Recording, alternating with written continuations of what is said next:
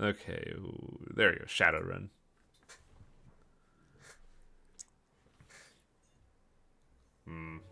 Probably should have gotten a soda before this.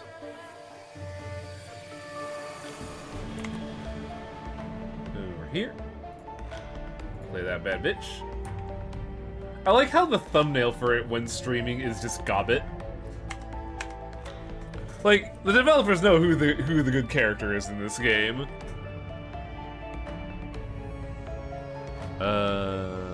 Continue should start me off where I was?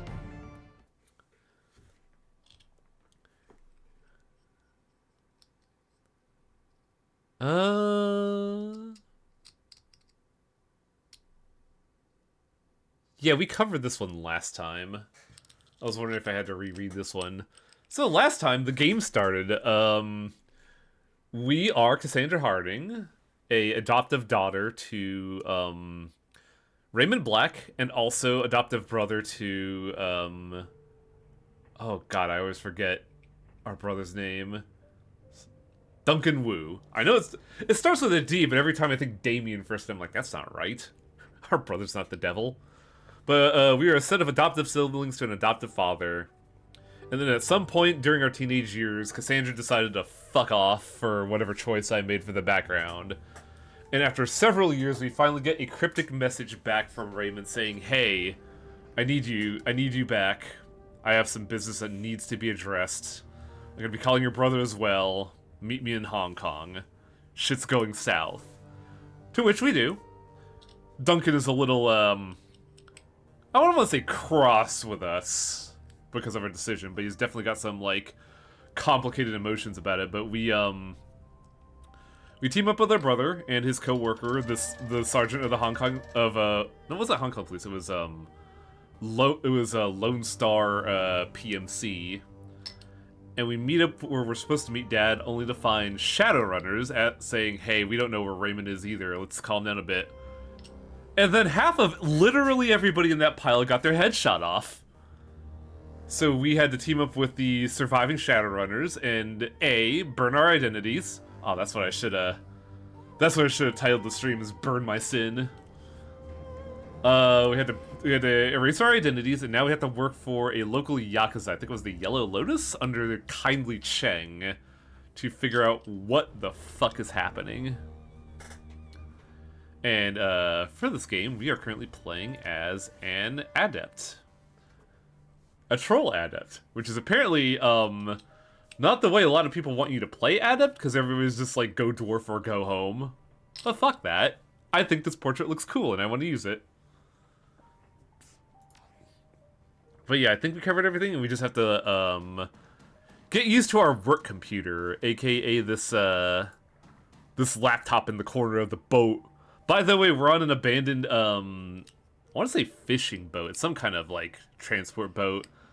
And apparently alongside our orc shaman Gobbet and our dwarf hacker Isabel, we have a roommate who is not associated with anyone named Ractor, and he seems like a pleasant guy, let's say.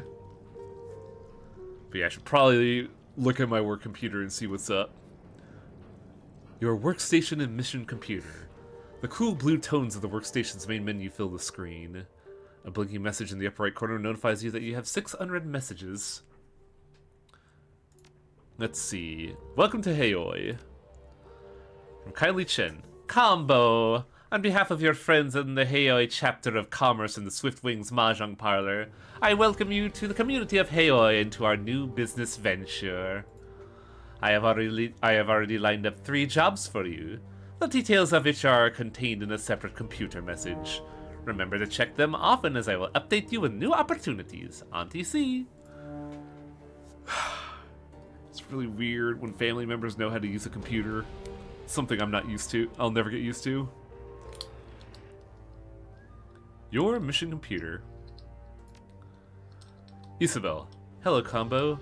I set up your mission computer to automatically collect and collate news reports, information, and media that might be of interest to you. Some of the keywords I've trolled for are Raymond, Duncan, Walled City, etc. I also patched a permanent link up to the Hong Kong shard of the Shadowland BBS. It's a great place to get in contact with other runners, sell pay data, get news on the streets, and so on. Don't be shy. Go shitpost. Resources. From Bao. Is Bao the big guy? I've been instructed to inform you of the various suppliers present in Heoi. Auntie Cheng has cultivated a commercial district of well-stocked and trustworthy vendors. Who you choose to do business with, you'll be in good hands. Oh, it is. Okay. Amin Kafai at Club 88 is an excellent resource for acquiring weapons, should you require any. If you're in need of magical supplies, go to the Parlor of 5 Phases. If you desire training in the path of the adept, seek out Spider Shen. She can help you as well as supply you with any close-quarters weapons that you might desire. Yeah, I remember now, Divine Hero. Thank you. Chrome Alley can supply you with cybernetic enhancements and medical supplies. The proprietor, 10-armed Ambrose, is a cyber surgeon of some repute. I was thinking about this when they mentioned Chrome Alley. It's always Chrome, isn't it? But there's really no real alternative to, like, a metaphor for, you know, getting cybernetic augments. It's always chroming.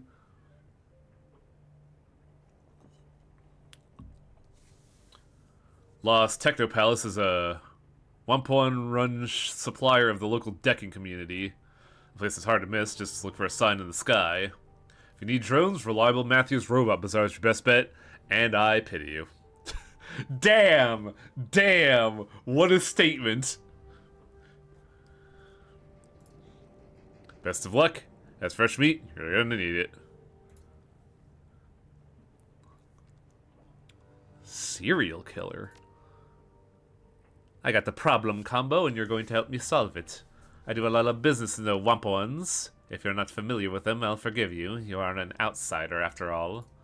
The Wampons are a tribe of techno-fetishists and deckers who've taken up residence in the Wampon Garden area of Hong Kong. They make and trade high-tech goods from people all over the world. A lot of Nuyen passes through their pasty little fingers, and I make a lot of money brokering deals between them and the smugglers in Heoi. This is becoming more and more accurate as the years go on. No. Give me about 30 more years, Highland. I think 30 is a long estimate. I'm gonna be a big claim. I say 5. A joke. I'm making this joke because this game takes place in 2056. Oh yeah, huh? You're right. Didn't even realize that shit. Time to learn your chi mastery. Oh, if only, dude. Kylie, we have to become Chinese, and then we can become cultivators. No. I gotta learn strange alchemies since I'm Filipino. I have hit a snag though. The Wampon Elders. You become a cultivator. You can also become Wuxia. Yeah. I'm pretty sure anyone could be a cultivator. How old Gobbet is? Isn't she like 16 or some shit? I remember her being really young.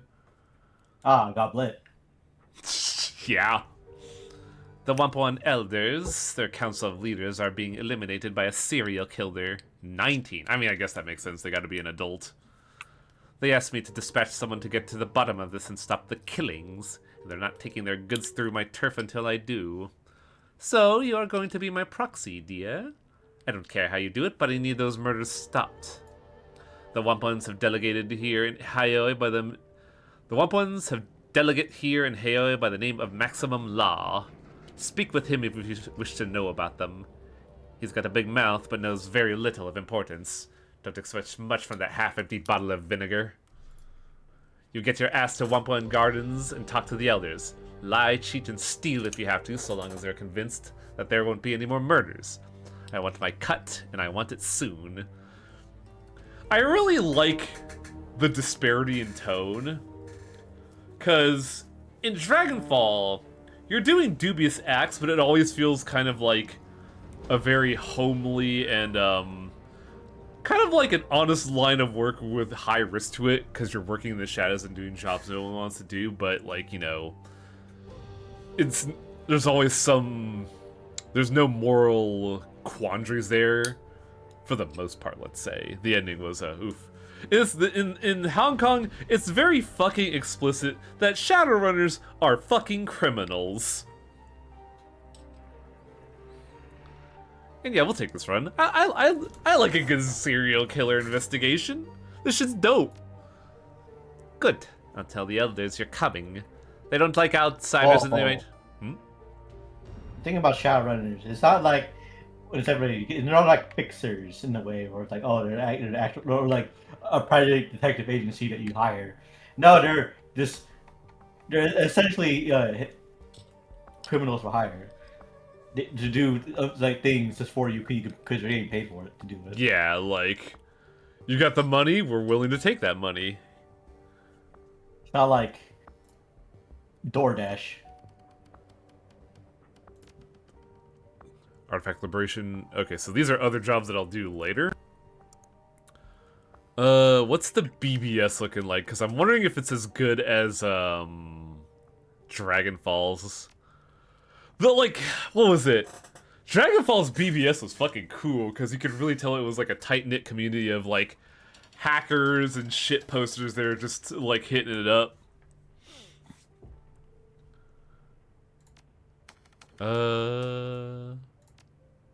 I guess I don't have any pay data. I thought I had some a while ago, but I guess not. What's in the BBS? Missed connections. You rappelling down the side of an unnamed luxury hotel in a ball gown on Monday night. Me admiring the view from a 28th floor urinal during a private soiree for an unnamed corporation that I was infiltrating.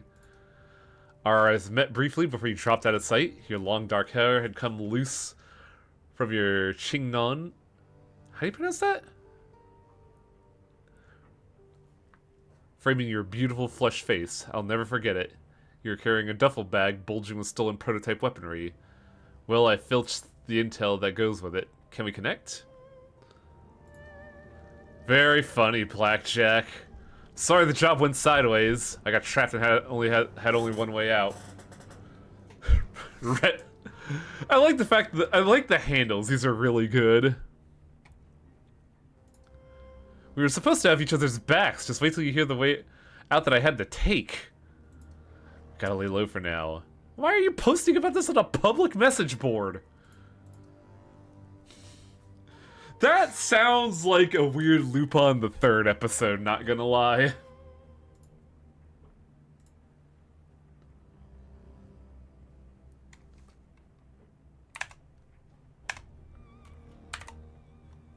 Let's see. Terrorists in Hong Kong. Been hearing some buzz about some mainlander terrorists that showed up in Victoria Harbor and had a shootout with the HKPF. Anyone hear anything on that? Dongjiang. Ming Pao said that there were 4 of them that got away. A troll, 2 orcs, and a dwarf. I wonder... if we were a troll, would they say... or if we were an orc, would they say 3 orcs and a dwarf? Because I do like the detail that, your character is part of this. They would... interesting... It's such a small little detail, but I'm impressed that it's, like, integrated there. A troll, elf, and human were killed on the scene. Word is that they're the member of the White Star of Heian, coming here to start trouble again at the Executive Council. Wharf rat. Looks like there's a 50k reward for any information leading to their capture. The HKPF seems pretty nervous about letting these bastards walk freely. Heaven shot. In Leet speak. Kill him. You think they'd actually pay out someone like us? Not a chance. You walk in there to claim the reward, you're getting thrown in a hole with them. The HKPF don't keep promises to sinless. Freedom, cowboy! Couldn't hurt to try. Why do you have to be such a downer? Because I know the police. They're all dirty, they're only in it to protect their paychecks, and they don't give a damn about anyone else. Believe me, I'm just looking out for your best interest. Like you and your triad looked out for my brother? You know he's still paying for his reconstructive surgery, you bastard. If a man wants to keep his teeth, he should pay what he owes rather than pull a gun on me. Simple as. I'm sorry, I saw Freedom Cowboy and I had to take, like, the most hokey voice ever?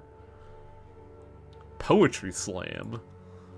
Ladies and gentlemen, poets and Shadowrunners, welcome to the first annual Shadowrun Poetry Slam. There are no rules and there are no prizes. Without further ado, let the versification begin.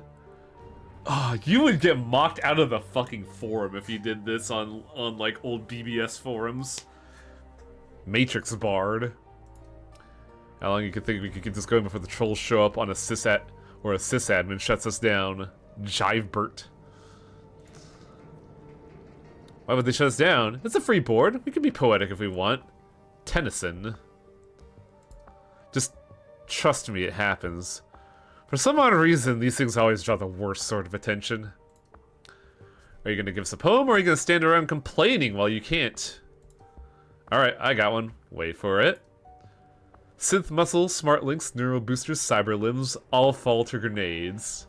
Synth muscle, smart link. Oh, this is a haiku! A little musing on the transient of light and shadows. Very nice, sir.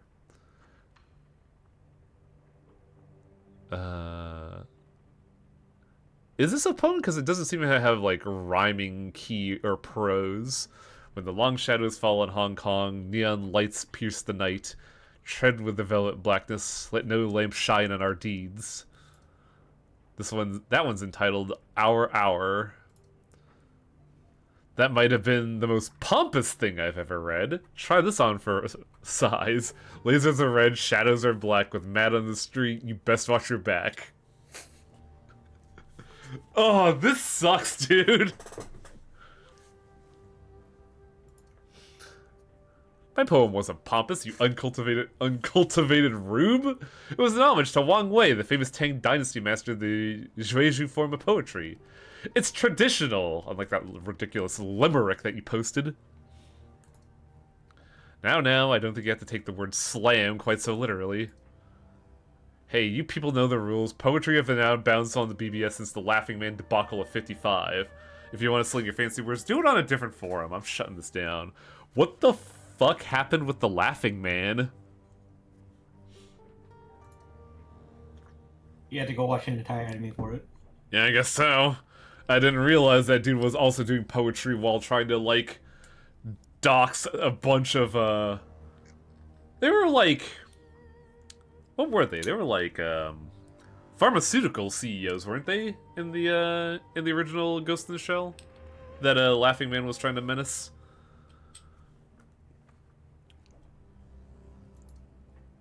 Wild City. I got a courier job next week that's supposed to take me to the Wild City. I'm from Kuala Lumpur and I've never been to Hong Kong, but I hear the place is dangerous as hell. Is there anything I should know? Hantu Raya. I don't know why, but like... I remember seeing Kuala Lumpur somewhere relatively recently, and I'm kind of surprised to see it again so soon. Oh, you got nothing to worry about. It's just a low-cost housing development full of hard-working people. Here, take a look at this news report. This is Sunny Chung with Horizon News. On today's Sunny Side Up, the Kowloon Walled City, a blight on the free enterprise zone, or low-cost housing for the economically disadvantaged.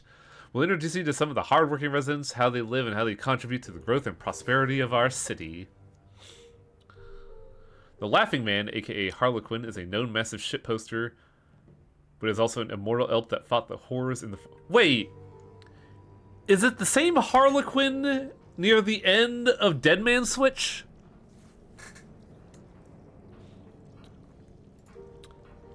In DMS? Okay, thought so. Son of a bitch! Because isn't that guy also like a CEO or something? Because I remember one of the things that threw me off for Dead Man Switch was that, like, the plot beat involves you getting into, like, the council of big dick CEOs. One of them being... evil council. Basically, because, like... What was it? I know Algernon was there. I think Lothier was there, or his, like, elf assistant. And Harlequin was there. He owns the island off the coast of France. Yeah, I knew he was, like, fucking famous, but I wasn't sure if he was, like, a CEO or just, like, just rich. montage sequence begins showing the destitute poor of the walled city going about their daily lives. The shots have been carefully chosen, showing only smiling and productive residents, a stark contrast to your own experience inside it. Many residents of Hong Kong regard the walled city as a place of no return. To outsiders, it's the last stop on a long road to homelessness. Rumors abound of feral ghouls, unsafe living conditions, and triad extortion. Yet when we went there, the reality was far different. What we saw will shock you, citizens of Hong Kong. Citizens of Hong Kong working and living just like the rest of us. Their apartments are smaller and their shops more modest, but the people who live here wouldn't be out of place anywhere in the FEZ.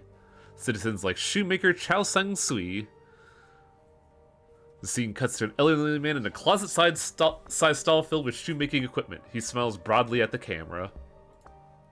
Oh, I love it here. We have a community, you know. We're like family. Maybe we don't have as nice a view as they do in Repulse Bay, but I can't imagine living anywhere else.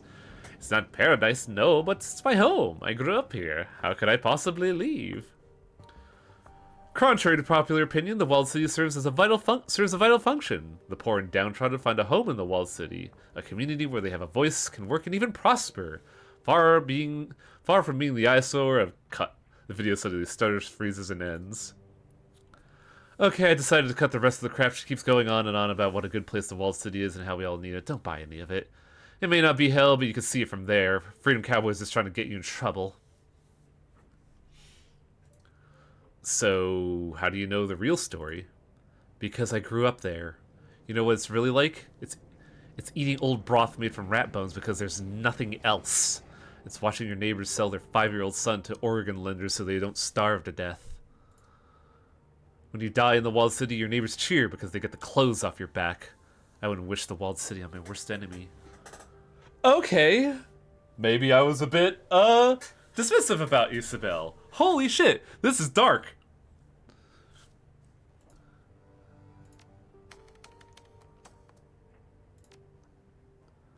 Jobs directly, BBS. So we did all that. And yeah, we should probably troll around the town. Get to know our people. Also, Bolt Hole is a very unfortunate name to see at the corner of your eye, because I don't see Bolt Hole.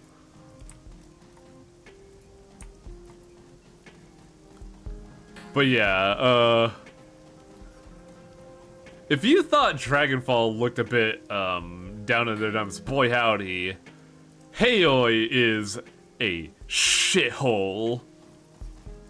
Like, this place is a dump, affectionate.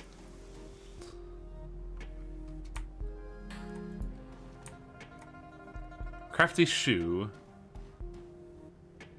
A mild scent, sweet and slightly herbal, is the first thing you notice upon entering the old shop. Its quarters are cramped, made smaller by the display cases and furniture packed inside. The walls are lined with bookshelf, and the tables and chairs are stacked with old tomes. A few titles jump out at you. Lucid Dreaming, an exploration of the inner self. Dream Logic, Nocturnal Visitations.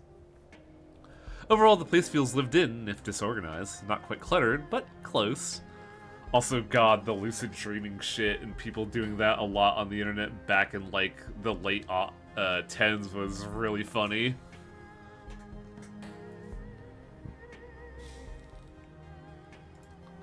Milling at the front of the store is the shopkeeper, lost in a book of her own. She's tall for a human, probably close to 2 meters in height. That's like, what, 6 feet? Her physique is typical bookworm, not overweight, but you can't see any muscular definition. A wraparound tattoo covers her upper arm and shoulders, but from where you're standing, you can't make it out. She fidgets. Gradually, her eyes rise from a book and lock onto you. Welcome. Don't believe I've seen you before. Name's Crafty. Combo. Nice to meet you. 2 meters is 6'6". Holy shit. Tall lady. So, what can I do for you? I got spells, reagents, foci, whatever you want, really. I have to do some digging to find it, but if it's magical, it's here somewhere. Say, Shu, have you had any vivid dreams lately? As a matter of fact, I have, Combo. But we all get the occasional vivid dreaming, nothing special. Then why are you reading up on them? Sure, it's a little weird that we're having them, but these types of dreams are common in the walled city. Nothing to get all worked up. Probably. They're common? Explain. Common as the cold. My mother devoted her life to researching the walled city and the magical phenomenon within it. So I grew up with stories about the city, the recurrent creepy dreams being one of them. I'd never been inside myself, but Mom went pretty regularly and experienced the dreams. She sounds like an interesting person. Walled city or open sewer, which would you rather be in? Open sewer, because that is a kind of distress and problem that you could deal with medically. As we explore the walled city, you'll come to realize there's no fixing this shit elegantly. Meanwhile, in open sewer, I could just like get a pill and burn the fucking fungus out of my lungs. Also, I have an apartment complex there, not a ramshackle boat. Your mother sounds like an interesting person. She was interesting, but not praiseworthy. Well, thanks for the heads up. Nice to know that these psycho dreams are kinda common. And by nice to know, I mean that's fucking terrifying.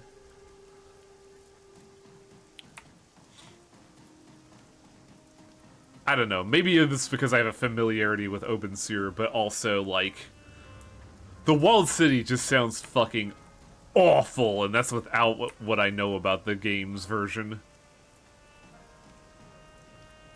Smooth jazz drifts from cheap speakers on the barge. A wide array of worn-down drones litter the battered deck.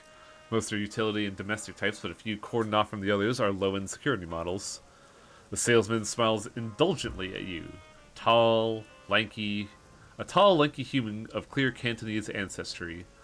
He's wearing a cheap suit and limply clutching a smelly cigarillo. He adjusts his tie with an exaggerated nonchalance. Languid, ostentatious, like an American casino promoter. This is your favorite NPC, really? Hello? Gobbit is right there. Well, I guess Gobbit is technically a playable character, so I can't say that. Hey there, beautiful! Welcome to our little floating heaven. You got a discerning look to you. What brings you to Reliable Matthew's Robot Bazaar? Perhaps you're looking for a hexacopter as a guide to Hong Kong, or a little handheld tarantular beauty to brew your tea. You're Reliable Matthew? Gobbit's fun, but I like the townspeople. They definitely got character. That's right, Reliable Matthew Shun, at your service. How about it? It is a pleasure to meet you. Always, always, welcome to our little patch of peace on the river. I think you'll really love Haoi. It's just a fantastic place. Well, now that we're acquainted, maybe I can brighten up your day. What's on your robot list? Unfortunately, I gotta go. Since I am magic, all technology explodes around me. It's why I get fucking harassed when I'm on a boat. That was the rules of magic versus technology in Arcanum, right? Where, magic defies the laws of reality, so any technology, by definition, around a wizard just fucking explodes. So, like, if you take a train as a wizard, they put you, at the farthest possible car away from the engine so it doesn't just immediately, buckle and die. Maximum Law! No, I want to talk to Maximum Law. I want to talk to this Tekken character. Overhead, a giant hollow sign shines like a searchlight, screaming its message through the dim light. It hums and flickers, sputtering like an old engine. Fierce electrical crackles sporadically burst out of the sign's emitter, stabbing your eyes and filling your ears with static. Under the baleful glare of the sign, the rusty mini-barge's deck is stacked with electronics. Dilapidated stereos share space with crispy box servers. Ranks of discs and memory chips fill display cases, padlocked under plexiglass. God! A short human in his late 20s stands in the middle, hands on his hips, talking loudly into the air.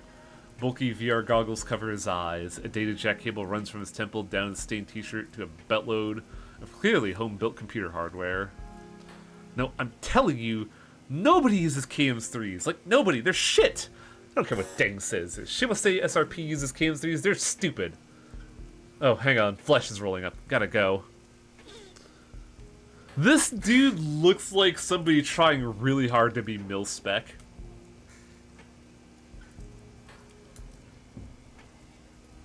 Turns to face you, goggles blanket, enigmatic, blinking with tiny lights and wrapped in duct tape. I ripped that PDA. Your work for kindly? Yo, what do you want? You provided this PDA? Tell me about it. It was a Fuchsia 0 3. He's a scared trip, which is good, but the motherboard is wet noodles and sprouts. I love how these metaphors are just like instantly evocative of what they're trying to get across. I pulled the trackers out and installed encryption. Now it runs on the Wampa VN. The corpse and cops can't crack it, and they can't track it. Nice work. It's what we do. This is Law's Technology Palace, satellite territory of Wampoa. You step on the boat, you're in a sovereign state. I represent Wampoa here. I am Maximum Law. The Maximum Law, yo! Oh my god, I hate him so much. You got a tech problem, boom, I solve it. You need software, boom, done. But don't waste my time. So you got business in Wampoa right now? If not, keep moving. Found this while perking around in the walled city. Worth anything? Yo, that shit is bad! Lifted out some Yellow Lotus? They traffic that shit. Do you live stim chips, full sensory experience? You looking for a buyer? I can make that happen. How's 120 sound? Do we take the deal? I don't know how much a full sense sim chip would be useful in like the future of things, and I'm mainly asking because 120 sounds like fucking piss all.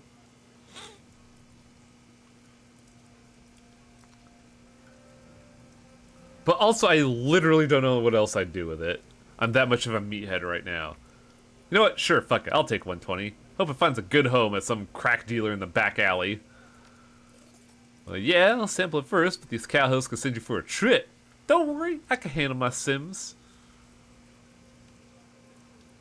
Tell me about Wampoa. We got pretty much the best, yo. What do you want to know? You don't remember what I did with the chip, but your call. I just sold it because, like, I can't be asked to deal with this. I'm not the tech head, and that sounds dangerous. Full sense sim chip? That sounds like you did fucking... It sounds like a really awful BTL.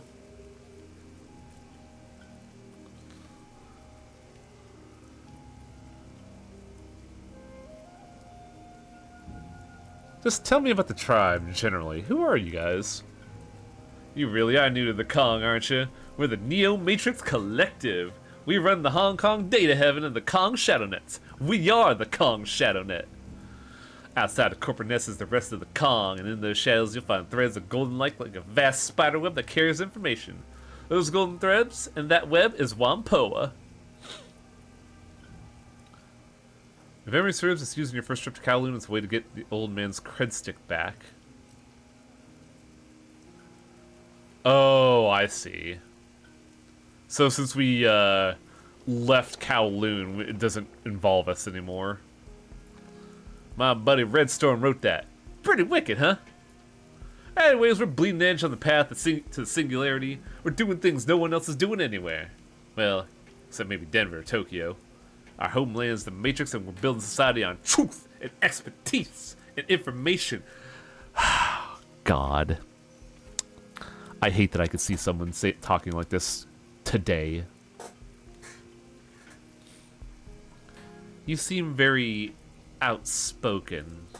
Less modest than many Hong Kongers. Is that tribal?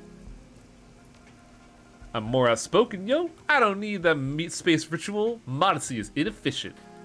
Is that a Wampoan thing? For those of us who are most dialed, maybe? We're post-cultural. I hardly see any of this meat space. Our meat space HQ is a big 20th century ship that's totally awesome. Oh, whatever, it's just meat space. Wampo is bleeding edge on the path to becoming the Singularity. In Singularity, there's gonna be nothing but straight up truth. Boom! Truth! Oh. I wish I had enough expendable income to have a 3D fucking model. Because I'm like doing the poses and doing them hard. That you also need tracking, but there's some like decidedly cheap trackers out there. I mean, is it the usual tech like just some program on your phone and you mount that shit? Oh, that's like face tracking, but you want like actual like 3D model like tracking. You get like trackers. Oh, you actually do need stuff like hand trackers and like the arm movers, huh? Yeah, there's some like the one that's comparatively cheap to it's like pretty decent. Interesting, Like, but I need Depot or something like that. I need like an elaborate model though. I understand someone's killing your elders. His face goes grim. A red light blinks on the VR goggles. A lens is quietly focusing on you. He grinds his teeth audibly, radiating nervousness and intensity. Yeah, shit's crazy, full-on medieval. I can't talk about it, it's a travel matter. Control information, right? We're gonna solve it. It's all outsiders need to know. I've actually been contacted by the elders to help stop the murders. Wow, really? We pulling outsiders? Shit, should've seen that coming. What the hell are you doing here? Get to the garden and stop that shit. And come back and tell me what's going on. Everyone's guessing. The elders are being quiet and the rumor hub's going crazy.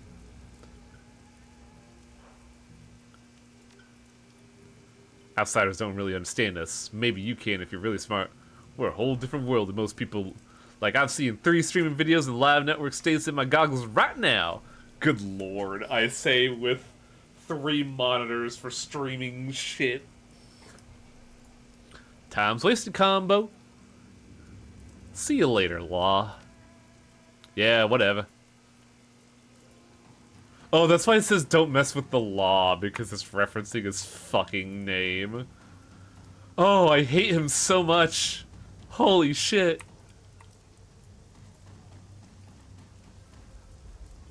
I hate him because I know him. Frederick Fakai. Like most troll bouncers, this man is knotted with muscle, but absent are the myriad scars that come with age or indiscretion. The only blemishes are the bony skin growths common to his kind and a single deep scar across his neck and collarbone. You watch yourself in here or else we check your aerodynamics. How do you mean? Anyone cause trouble? I see how far I throw him. No fighting, no killing, no sex trade. Look at this fucking cat, holy shit. He lifts an arm, flexing. His muscle jumps out like a mass of serpents and steel cable. His arm is easily as thick as most human waists. I don't mess around. Good to know, Kano.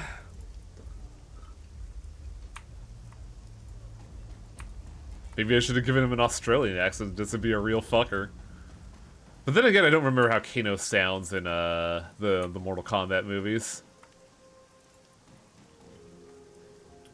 Massive steel secured door is set to bunker-like concrete wall. There's no sign or identification of what this place is. A battered intercom is encased in a cage of welded steel and armored glass. Grainy letters are barely readable. Chrome Alley, medical services, and mechanical repair. Premises protected by deadly weapons and infectious disease. Hello?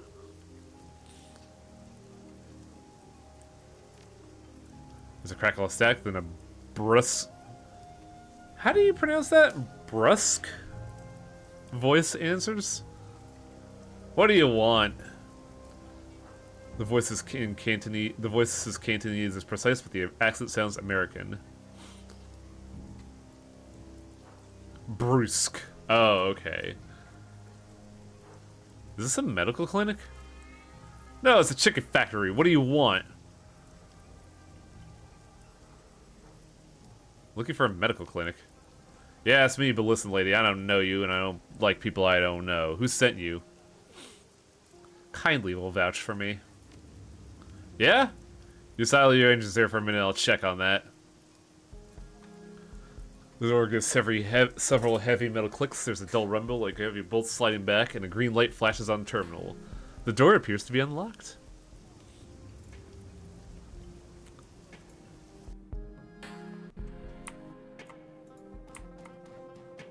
Ten armed and oh, it's you. Okay, do you actually have 10 arms? This clinic looks like it just hosted a party. Spindly mechanical arms swing from unobtrusive wall mounts, pulling down crepe paper ribbons and scooping food platters and empty beer bottles into biohazard bags. A severely crippled Caucasian man sits in a wheelchair amidst the maelstrom of mess and robotics. He's in his 40s, thick beard, tungsten earrings. Oh god, those earrings must be fucking heavy. Holy shit. Beer belly, one cyber eye, both legs missing, one at the hip, the other at the knee. He has only one arm, and only 3 fingers remain on the surviving hand. His face and arms show the scars of reconstructive surgery. He grins widely at you, regarding you with bloodshot eyes. He's clearly hungover.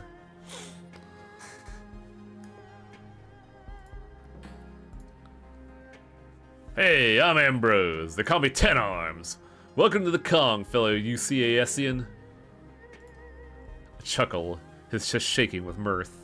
A wild arm springs to life and swings over to him. Its menacing metal pincer momentarily sets a cigarette between his lips, just long enough for him to inhale from it. Kindly says you're alright. What can I do for you? Your front door can stop a bulldozer. Why so fortified? Are you kidding? Have you any idea how much this stuff is worth? This is a high capital operation, and less dangerous for a guy missing most of his members, tooling up smugglers and criminals. Let me tell you what though. Someone busted here, they're gonna be a world of hurt. There's a lot more than pipes and wires up in the false ceiling, and I've got Kindly's crew and the Club 88 boys on the panic button. They know which side their bread is chromed on. I get where you're going with that metaphor, but it's a little awkward, not gonna lie. Wait, you think you're trying to knock me over? He laughs uproariously, but it's not clear if he's kidding. What do you do here? What do? Tune-ups and engine rebuilds. On your ass. I do it all. First aid, second aid, surgery, cybernetics, obstetrics? What the fuck is that word? Obstetrics. Euthanasia. I'm your one-stop shop for health and beauty. Well, maybe not beauty. Gynecology. That doesn't tell me how to pronounce it.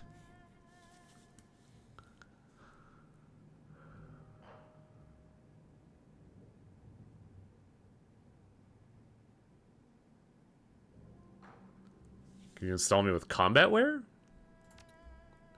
You know it. You got the coin in essence, I'll trick you out like a bulldozer with ground effects and a turret. I got it all. Bionic limbs, wire reflexes, Decker wear, blood filters, synthetic muscle, bone lacing, grease bearings, ground effects, tap bolts.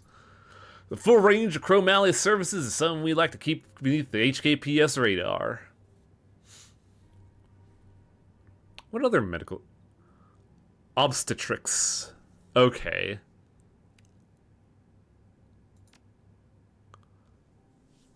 Show me your services. Cyberware, please. I want to see if you have the juice. I only have 6 essence. Huh. I'm also broke, so I gotta be careful. He doesn't have any freebie ones.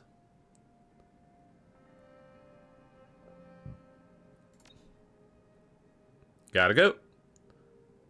Bring money.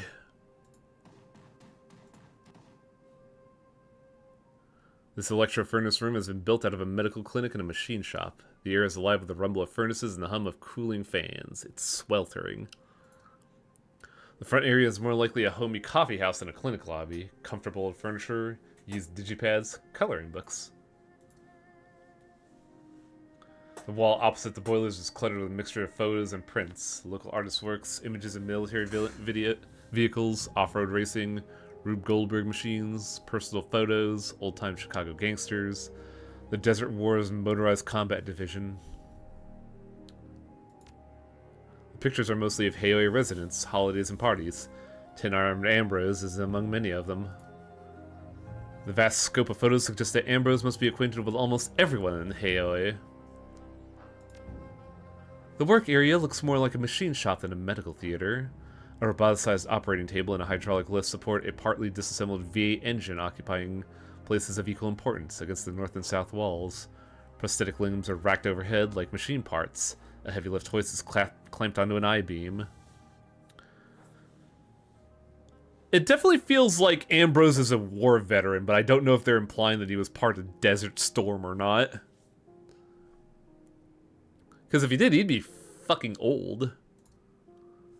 An impressive home-built computer sits against the far wall. Several bulkier towers sit under the desk, fans whirring. It looks more like a sysadmin Decker's server station than a doctor's terminal. The floors are stuffed concrete stained with grease and oil blood. Faint odors of ammonia, gasoline, and antiseptic mingle in the air. A large sign on the back wall reads sanitary space, no spitting.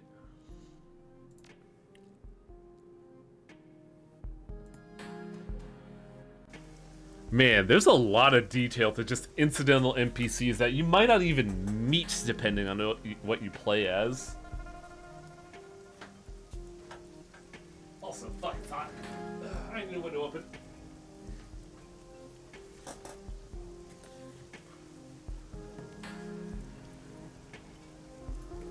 Is there anyone else to talk to?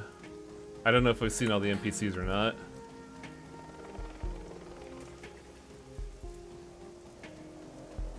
It's a step up compared to Dragonfall.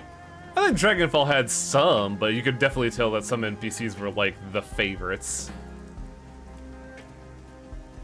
There's the people in the bar. Yeah, so I think that's where the only place I haven't been. Oh, this bar is tiny and loud. Hang on.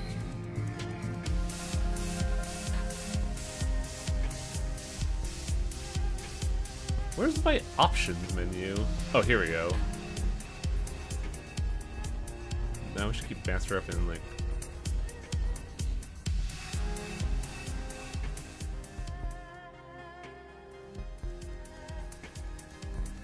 about right there? Goblinization occurred in 2021, so Desert Storm is out. Ah. Dragonfall was smaller because it started as an expansion pack for Shadowrun Returns and spun off into its own thing. Oh, interesting. We have Callum, Kafai, and Henry. Oh, this is just a family-run business. Better groomed than most of his kind, the young troll nonetheless ruins the effort with his own blatant drunkenness. His eyes are red and his expression foggy, but otherwise appear to be highly functioning. Have a drink, friend. Have two, then maybe something else for it. You alright? Couldn't be better. I'm a prince of Club 88. Chosen, you might say. You're part of the family that owns the place? You're a shrewd one, friend. I'm the heir apparent. And my birthright, the peddle chems to every sniffer that passes through our gates. What do you say? Need something to pick you up or bring you down? Not right now, thank you. Sorry, this body is pure, I say with a drug in my pocket.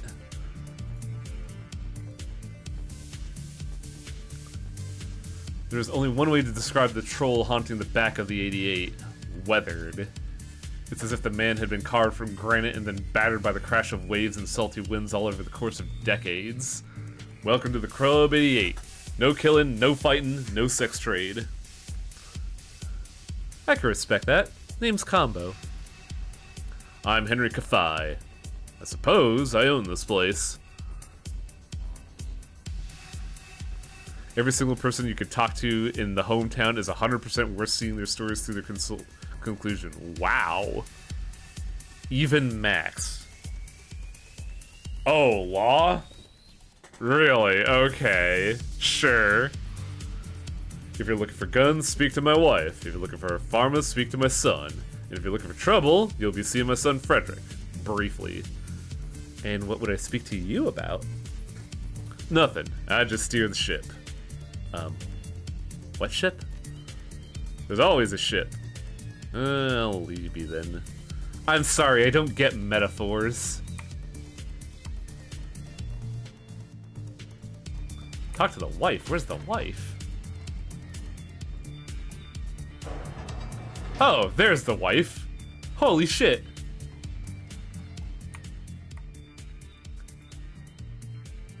The older troll woman has a striking Amazonian quality. When she was younger, she must have really turned heads. Can I help you? Do you work here? Work, eat, sleep, and shit. This is my family's place. Me, my husband, and our 2 boys. And do you have business? I got no time for window shoppers. Straight to the point, huh? Firearms from all over the world, from areas of Walther and everything in between. You in the market? Sure, let's take a look. Never gonna use anything, but I do enjoy the window shopping. And then I get thrown out of my ass. Look at all these guns I'm never gonna buy, chat. Maybe you can a gun you can get someone else. Maybe. I'm sure Duncan would love this place. What can you tell me about Haoi? There's only one thing you need to know. The corporations do not rule Haoi. We're under kindly Cheng's umbrella, and our yellow-nosed soldiers protect the docks and maintain the peace. But we're not Triad members, and they don't own us. Haoi is a crossroads where goods change hands and deals are made.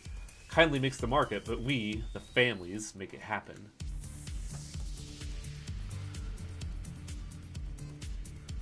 I mean, Ermine speaks with pride, with the pride of a woman who bows politely to great powers but never prostrates before them. Families rebuilt this place when it was left to rot. Strong families like mine. And we protect our own. Outsiders and corps know that tangling with Haoi is more trouble than we're worth. The Triads know it's better to work with us than against us. And now you know these things as well. You would do well to remember them. Now you looking to buy? Maybe another time.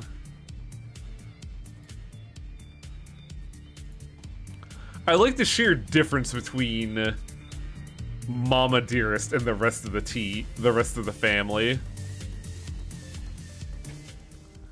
As I think about it, it's kind of weird that they never really give you a mage teammate. Yeah, it's always conjurers. That's why I was surprised that Duncan's superior officer was in fact a mage. That immediately got her fucking head blown off.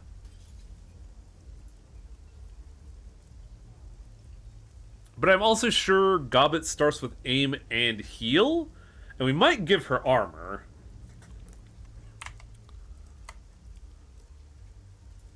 Because Gobbet's kind of like a weird half mage as a conjurer. Like, she's purely there as a support member. I think that's everybody, so let's go out on a mission.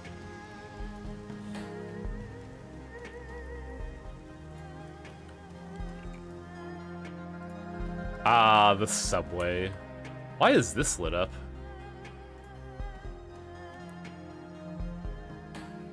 Head to Wampoa Gardens to discover who's killing the Wampoan elders. In addition to your team, your fixer access to a small network of mercenaries. Oh. Oh, are there anybody worth looking at? Aos, the rigger. Brent Shirky, a mage. X-Flow. X-Flow! What a name! Why did... Oh. This guy has adept skills, mana ball, and armor strip. Did you buy armor here? Yeah, I got the basic monk armor. Killuminati Alabrad. El Duce. We can't afford that shit. We gotta use our runners. So we got Isabel. Okay, I thought something was odd. I thought Gobbet had the Semipal VZ, the Semipal 88V. I was like, that can't be right. No, that's Duncan. Gobbet has a TMP. She only has 4 spell slots. What's this one? Poison Fog, a lingering area effect that damages anyone passing through. Interesting. I don't think I'm going to be using Gobbet for that, though.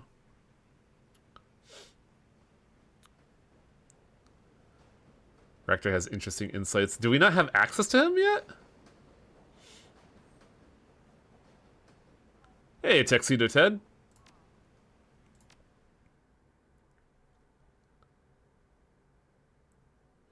Wampoa Garden, a carnival of chrome and neon, rife with every manner of technology and artifice one can imagine. The entire area has the feel of a night market, save that chips are sold in lieu of steamed buns, and vendors hawk the latest drones rather than folk art. Something stalks these streets, hiding just out of sight. It stalks the Wampoan elders, the leaders of the band of tech-savvy squatters that have claimed this neighborhood as their own. Oh, I could have asked him to join up? Huh. Where's my autosave? Oh, my autosave is here. Fuck. The streets smell of ozone and fear, and those Wampoans you pass in the MTR station have a haunted, furtive look in their eyes. While the killer has struck only at the elder thus far, it may only be a matter of time before the ordinary residents are menaced as well.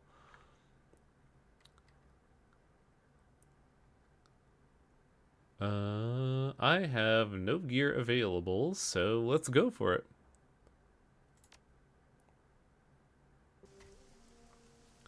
The streets of Wampoa Garden are slick with the rain, glittering under the neon glow of myriad signs and holographic displays.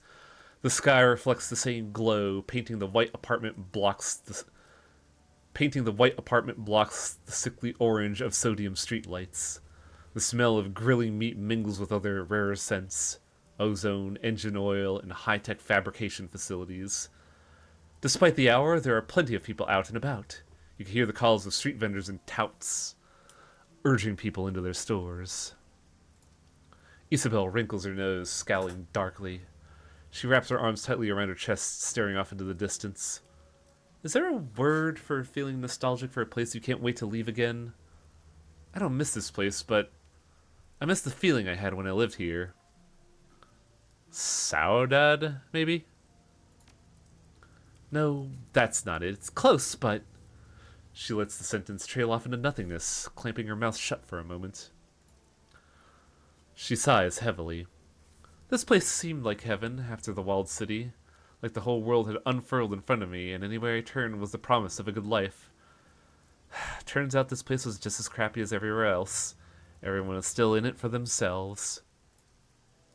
Gobbet claps a hand on Isabel's shoulder, who flinches and pulls away.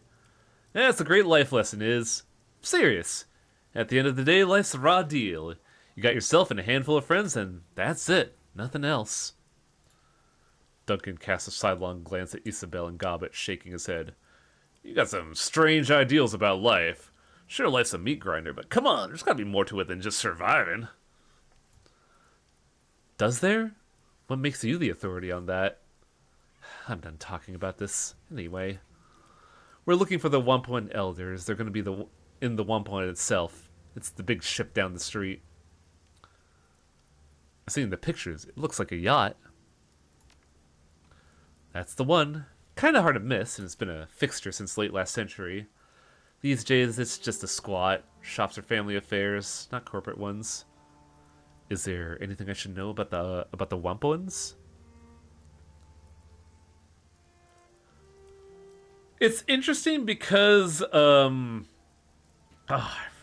Duncan, even though he grew up in the streets and like had to fend for himself, still got adopted and had a relatively nice upbringing. He got a roof over his head and an education for the most part, and then went into a career with the expectation of a professional like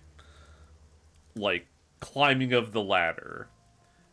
I wouldn't say he's privileged, but like he's definitely gotten like a taste of the good side of life and has forgotten what it was like to be in the street. Like, I don't think he means bad. I think he's just kind of lost touch since, you know, he works in security. They're all tech heads, tinkerers, and self-taught scientists. Despite the fact that there's no formal education system, everyone here is pretty smart. They apprentice kids to skilled workers so they could learn a trade. Elder Gao taught me decking, and I left after she got brain fried trying to crack a Mitsuma network. Elder Rip taught me to shoot. He should still be there. Come on, let's go see what they have to say for themselves. He had a sin. He's absolutely privileged. Oh, it's that bad, huh?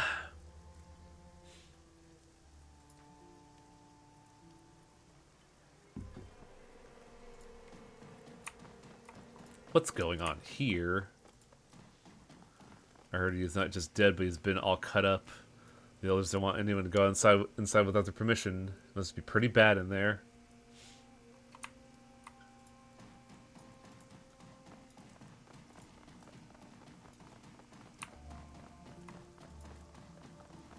Trying to see if there's anything else in here we could look at. We would find some place indoors to sleep, Yun. The streets are dangerous lately.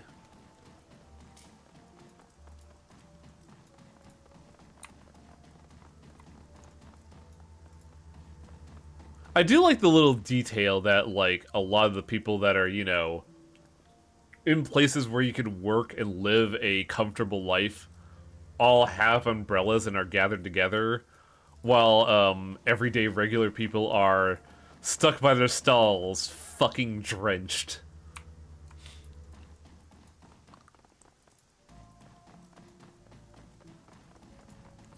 It's funny because, like, I do remember liking Duncan a lot. Because I do remember him eventually loosening it up and being part of the crew. And I don't think I ever saw him, like, on the same level as Iger, even though they're kind of the same character in a way. Except Iger never really lost, like, a identity that she had, like, cultivated. Iger's always just been, while Duncan has experiences, kind of a fundamental loss, in a way. Like, a cornerstone of who he is taken from him. But that was because it was functionally issued to him, while Iger has, like, ego, a sense of self. Meanwhile, Duncan's realizing, shit, I ain't got nothing without my sin. What the fuck? Elder Ing. This orc woman is fastened with small circuits, tiny Trid screens, and speakers. The screens display snippets of Trid broadcast from every corner of the world. The tiny speakers play counterpoint with a susurrus of voice-speaking Sparathiel, Punjab, Kazakh, and other languages.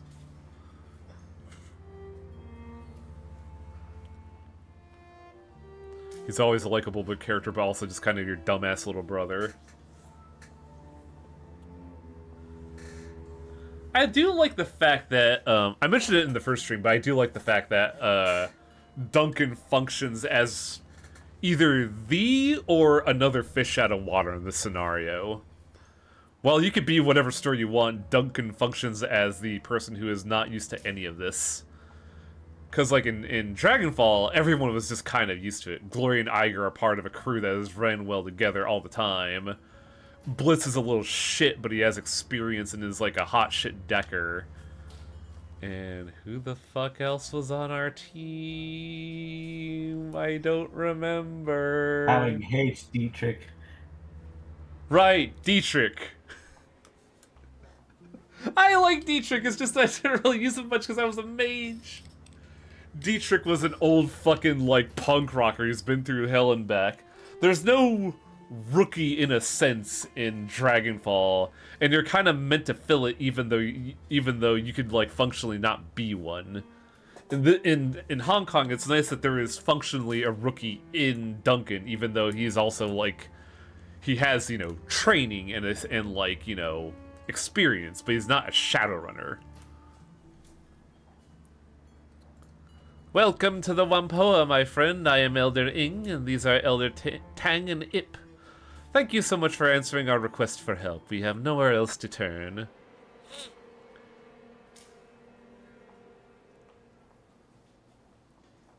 He's skilled, but a fish out of water was shattering. Oh, absolutely. Like, There's a difference between knowing how to shoot a gun and protect someone and doing, like, Shadowrun work. Because Shadowrun work is not just, you know, wet work. It also involves, like, other things. Other, like, discrete skills that require a team to work with. Which means not only do you have to, like, have a functional skill, but you have to be able to work with teammates and work with teammates and take orders. And while Duncan has a lot of that, Duncan is basically a gun for hire without like a proper hierarchy to like leash him in place. He doesn't have like a person that you could point to and say boss outside of Kindly Cheng, but she's not gonna, you know, she's not gonna constantly be there to give him orders. He has to basically know how to work with a flow rather than a hierarchy.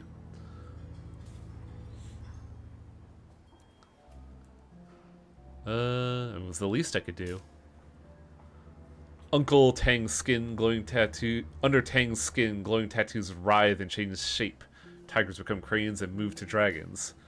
We're under threat, one by one. We elders are being hunted by some monster. Oh, I know what this mission is, I think. It's funny. It's also how Gobbin's the vet and is a huge goof, and also 19. Also, Gobbit's technically the vet by merit of the other two died fucking instantly. Because, like, wasn't, Gutshot and, Nightjar their superiors?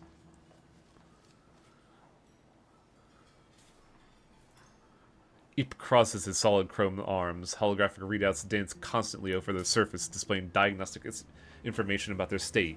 Operating temperature, servo pressure, and a variety of other minutiae. He looks past you, towards Isabel. The prodigal daughter returned once more. I didn't expect to see you back around the Wampoa in my lifetime, Isabel. When you disappeared, Elder Yetun was very put out. Nightjar was the leader because Kindly liked him. Yeah.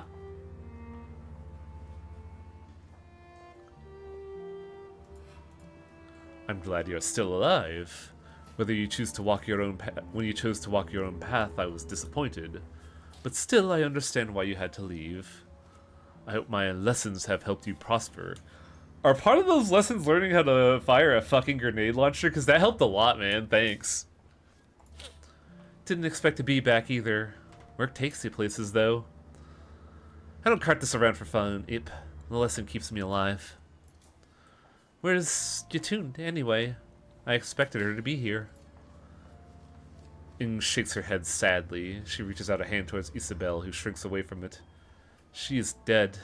So are Gan and Nakamura, and Tong was killed just tonight. So much blood. You have to stop this from continuing. That's what we're here for. We'll stop the killings. Thank you, Isabel. What can you tell me about the murders?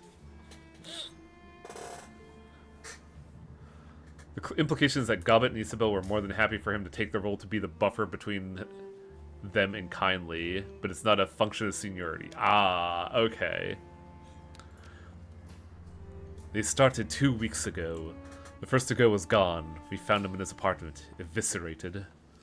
He'd been torn apart, head ripped completely off and most of his skin flayed away. There was so much blood it took us a week to clean the apartment. The rest have been the same, always at night, always dismembered. Each scene's like a nightmare, and every time no one's seen anything. It's like a ghost. What happened to Tong? The same thing as the rest. Evisceration and dismemberment. We sent a guard to keep people out of his shop, but he'll let you in. When did he die? Sometime early tonight. He'd locked up his shop, but Eep stopped by to ask him about some skill chips he had. The door was unlocked, and inside... Ing lifts her head helplessly. She opens her mouth, but no words come out. Inside looked like a bad horse, and just like all the other murders. It had to have happened after sundown, because I saw his shop was open when I was on my way to get some noodles. Why didn't you call the police? The HKPF isn't welcome here. They tried to force us out several times or come hunting for someone to pin a crime on. We did a lot of favors for local gangs and triads, handled their matrix security, fixed up their gear, and made sure they have access to the Hong Kong Shadowlands. We're too valuable a resource for them to lose, so they protect us when the HKPF or anyone else decides we're an easy target. They handle our physical security, and we make sure to send messages via the matrix. The last time the HKPF made trouble, we started airing the assistant chief's dirty laundry over the Trid. They got the picture and backed off. Have you made any enemies lately? None that I could think of. We keep to ourselves. We buy and sell technology. We're not mercenaries or criminals. We're merchants and deckers. And even if someone was cheated in a deal, this kind of response is unthinkable. Whatever did this isn't human. The violence and savagery, it's a monster, whatever it is. Plenty of metahumans are monsters too, Ing. Just because it's horrible doesn't mean it's supernatural. What do the Wampo and Elders do? They make the rules and they kick out people who don't obey them. They're a bunch of petty tyrants, that's what. You're being unfair, Isabel. Our laws are for the good of the community. We keep the Wampa and its residents safe. We review trade agreements with outsiders to see if they're good for the community. We provide a guiding vision, like a town council.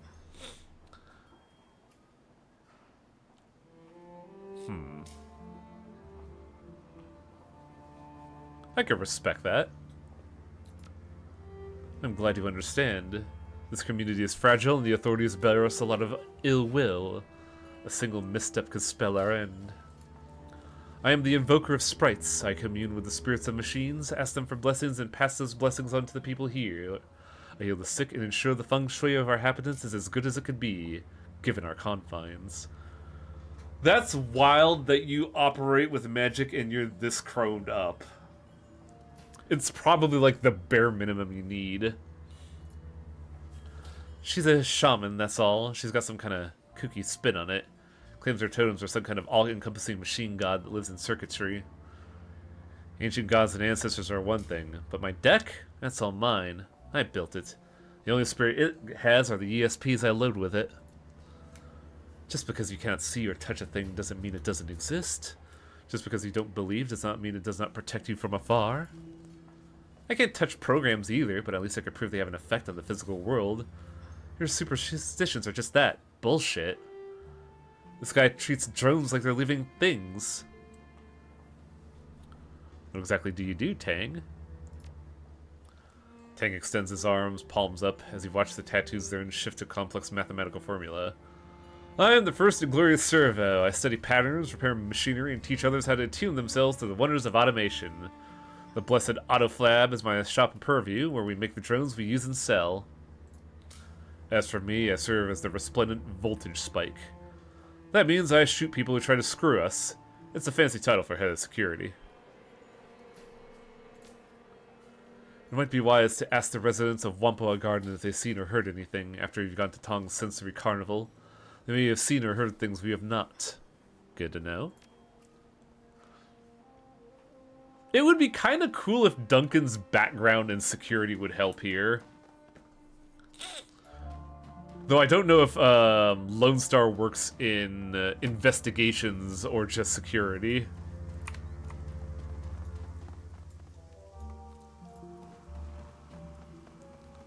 Port of Lamb at your service. The elves told me you'd be coming. They tell you what happened to Tong? Just the basics.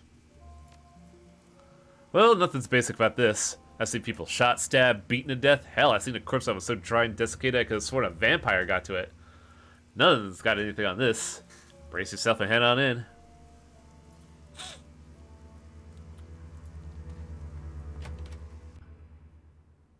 Oh, that's a blood splatter. Boy howdy. Tong's sensory carnival looks like the scene out of a B-grade slasher film. The cloying scent of incense hangs in thick and pungent in the air, emanating from the small shrine in the corner of the shop.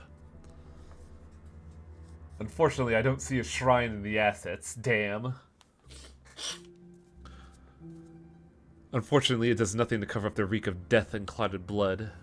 Despite the ragged remnants of Elder Tong littering the floor, the rest of the shop appears to be in good order. At least at first glance. Nothing is broken, tipped, or otherwise ransacked. As you're about to step further in, you glance at the ceiling and the walls. The blood from Tong's body isn't confined to where the remains lie. Drying blood is spread out into the walls and ceiling as well. Gross!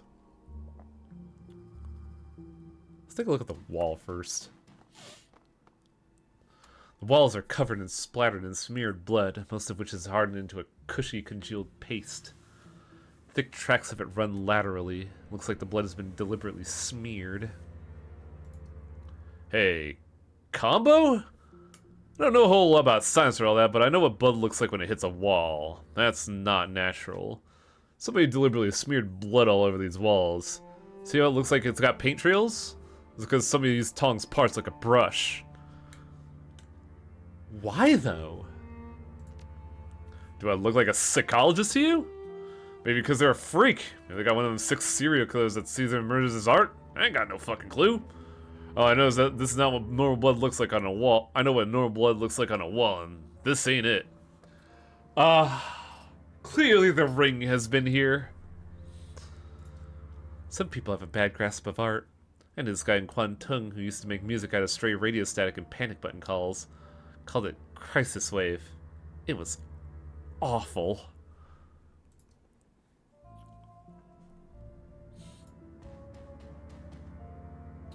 Tong's body is a ruined mess. The destroyed ruin of his face is barely recognizable, and what's left of his body would be best described as savaged. All of his limbs have been torn off, and a pile of flayed skin lies next to the remnants of the Wampoan Elder. The Wampoan's clothing have all been reduced to rags and tissue by cuts and tears, sustained during the flaying.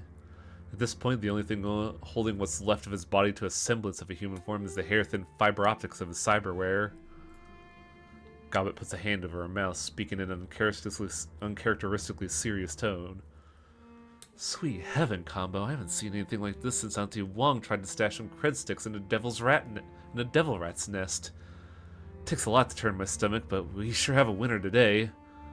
This is messed up. Gobbet, you have been back-to-back stomach churn lately. You alright?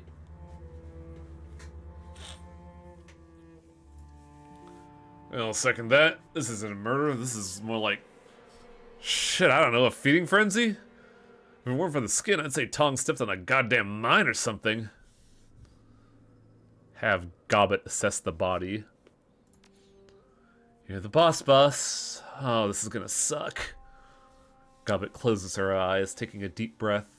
After a moment, she opens them again and makes a strange grunting noise. There's no fear here, Combo. No anger either. Just the kind of satisfied feeling. Tong never saw it coming, and whoever did was a professional about it.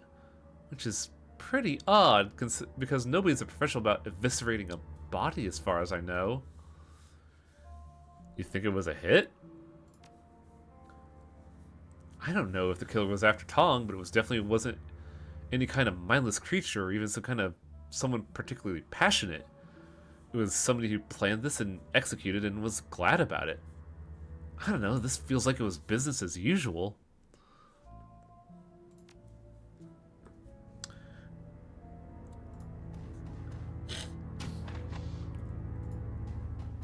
I do love this part of the case.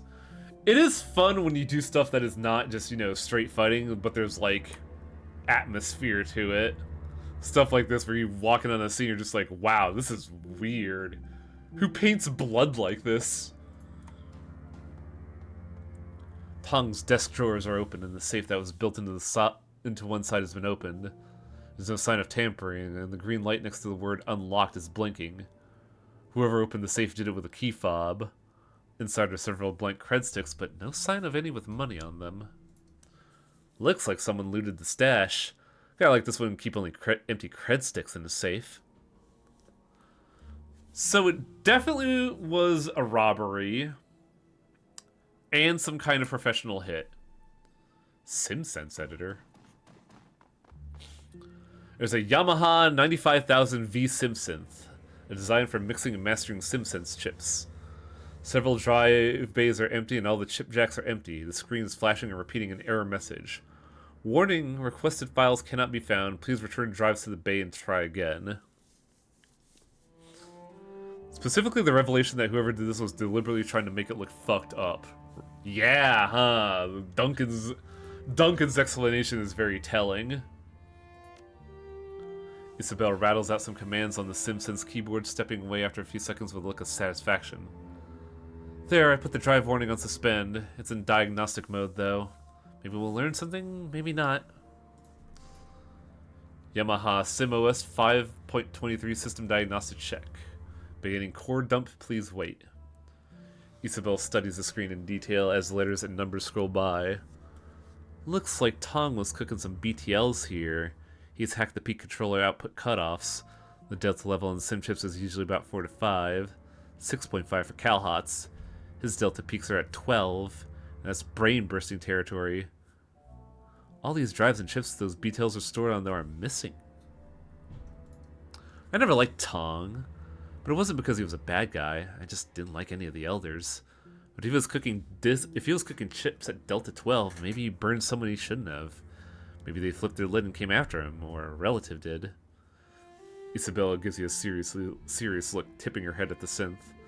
The metahuman brain can't handle this kind of output. It'll shut down after a few of these. So Tong was a BTL dealer, and these BTLs were fucked up. Tong's bathroom is immaculate, and the drains are tiny. Whatever killed him didn't exit through here. It seems like the only exit is, like, the front door. So somebody just came in and out casually, no problems? Really?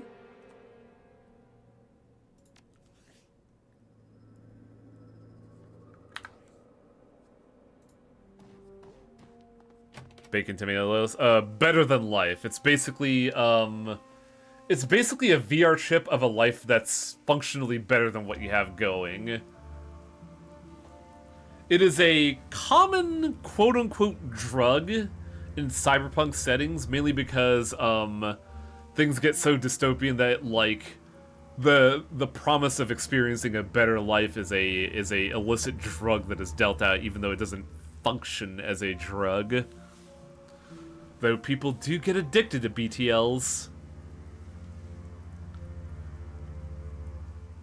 Yeah, the mind retreating into a fantasy is a very alluring temptation, let's say. I do remember that there was a BTL junkie in Dragonfall that had her own story arc, but I don't think I ever pursued it. Yeah, thank you, Selnar. You kick the safety turns off so it fucks with your brain severely. Yeah. If you played 2077, there's sort of like brain dancing, except with the potential to be even more fucked up. Ah, I see. You can see how the fuck the BTL scene is in Dead Man Switch. Remember, there's a hint in the bathroom. I don't think we had an opportunity to check the bathroom sink, but I'll try again.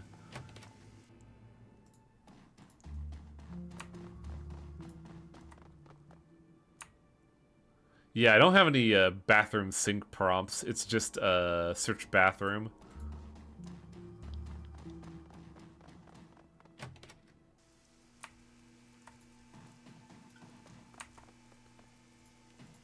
Let's see what Porter has to say. Need something else? Looks like someone's been through Tong's things. Has anyone been inside? Not since I've been here, but before Ip found him? Could have been anyone, really. Ip had a key to his place, but the lock's total crap. Anyone half-decent at cracking maglocks could have gotten inside. What's missing? BTLs, hard drives, and cred sticks. Sounds like the killer looted the place to me. All this talk of monsters, yeah, sure. Yeah, sure, there are scary things that go bump in the night. But most of the scary bumps I heard about are from handguns and gangsters.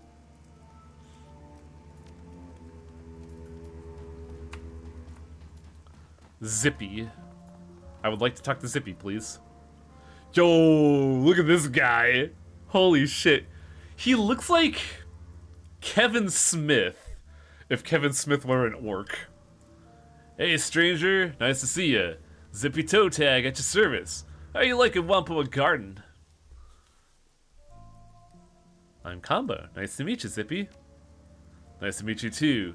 Listen, I know it's a little forward of me to just say hello and whatnot, but I'm interested in giving you a hand if I can. Zippy gestures expansively at the squalid neon-lit streets of Wampoa Garden.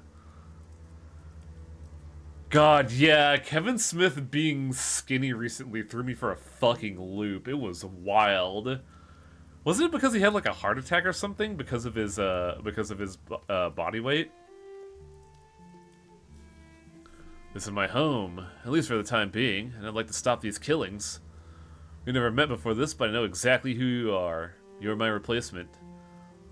The elders had me autopsy what was left of Elder Gen and Nakamura after they got ripped apart, but I didn't want to dig any deeper. I thought we were talking about the Killer 7 Kevin Smith. No, we're talking about the director. I believe his name is Kevin Smith? The director who did, what was it? Dogma, Jane Silent Bob movies, Clerks. The fuck else did he do? So, since I don't know you and I can smell a runner a mile away, gotta be the outsiders they asked to stop the killings, right? Yeah, Kevin Smith did Clerks, right? Yes. Okay.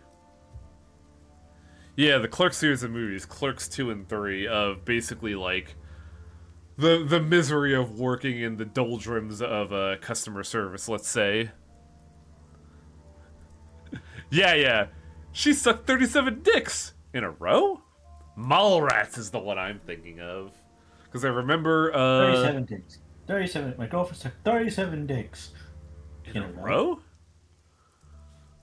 Because, like, I forget who the guy's name is, but I remember watching a movie about the guy who plays,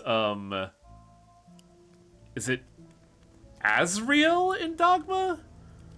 Who was the fucking antagonistic demon that was the villain of Dogma? I saw a video of the actor who did that role, and how he used to be a skateboarder until he did like a role in Mallrats, and that just kind of like opened him up to the world of acting. Very astute. That's correct. See? I got good eyes. A lot of good eyes, actually. If you're in the market for replacements, only slightly used and they only come from certified donors, I swear. Man, I kill myself. Jason Lee, that's it, thank you. I do love that there's an in-story reason for it always being raining. Really? Pretty funny. You a stand-up comedian? With jokes like that, you kidding me? I'm one of the only trained surgeons out here. Keep the other Wampans healthy. Gotta practice down the road. Blind Chen's a pretty good cyber doc, but he's basically an implant specialist, and that's it. How'd you end up here? Did my residency back in UCS. Could have been a real MD too if things hadn't gone south for unrelated reasons.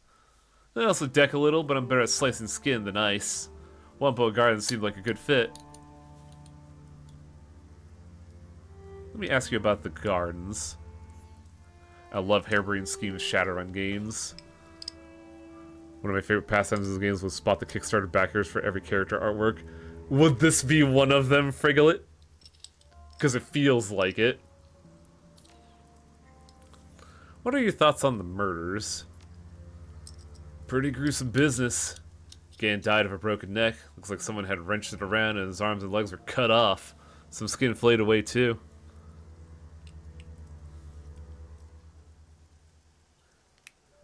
Oh, it's typhoon season. Okay. That one's totally from a backer photo. Yeah, you could tell.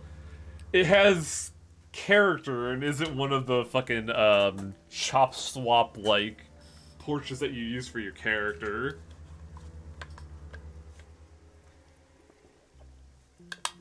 Because don't get me wrong, Harebrained Schemes does do good work with like the art direction in this game. But for the character portraits specifically, you can see where they kind of, you know, moved around assets to fit like different archetypes, but with the same like general like spine of a character. Nakamura had his throat ripped out by someone with pretty sharp teeth. First I thought it was a devil rat, but the teeth marks were something with a humanoid jaw. I didn't look at Yatunde. When I saw it at a distance, it was the same story. Didn't see much point since I'd seen it twice already. As for Tong, from what Port told me, it was Gun and Nakamura over again. You take a look at him yet? Yeah, it's the same as he described for the others. Damn. I like Tong. The BTL business is unsavory, but the man had to eat. His regular sims are great. Generally all around nice guy. Friendly with everyone, never had anyone mad at him. There ain't no justice, let me tell you. I'll see you later, Zippy. Thanks for no information whatsoever. Fuck.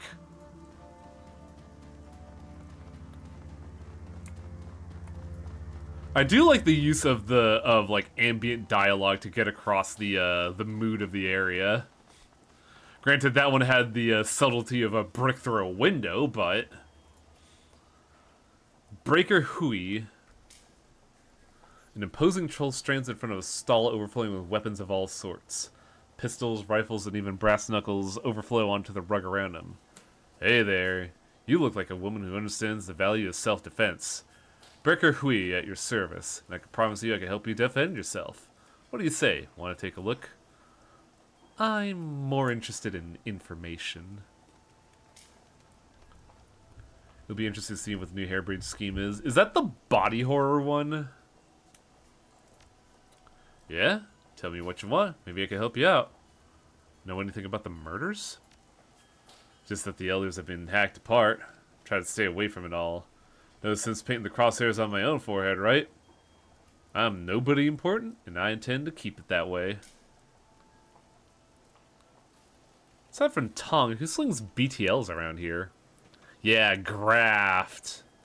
It looks pretty good. It's also like a complete departure gameplay-wise from what Shadowrun is.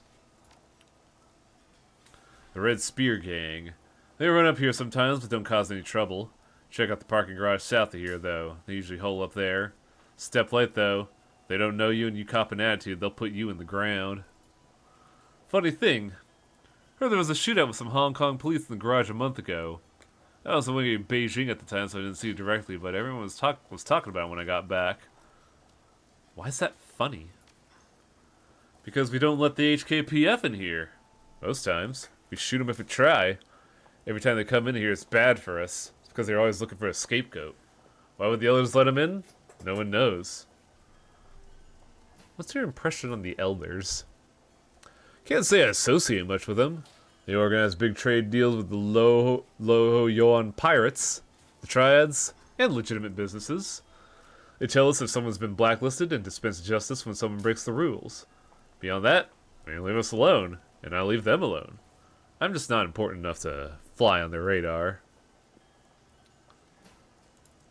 Yeah, like when we were talking about Graph and I mentioned how it was like a departure from the Shadowrun style of gameplay, I was very much thinking about like over-the-top horror gameplay, kind of like Signalis. Or, you know, Resident Evil. Speaking of, I really should look at some of the demos coming out for the 3 fucking Parasite Eve clones coming out.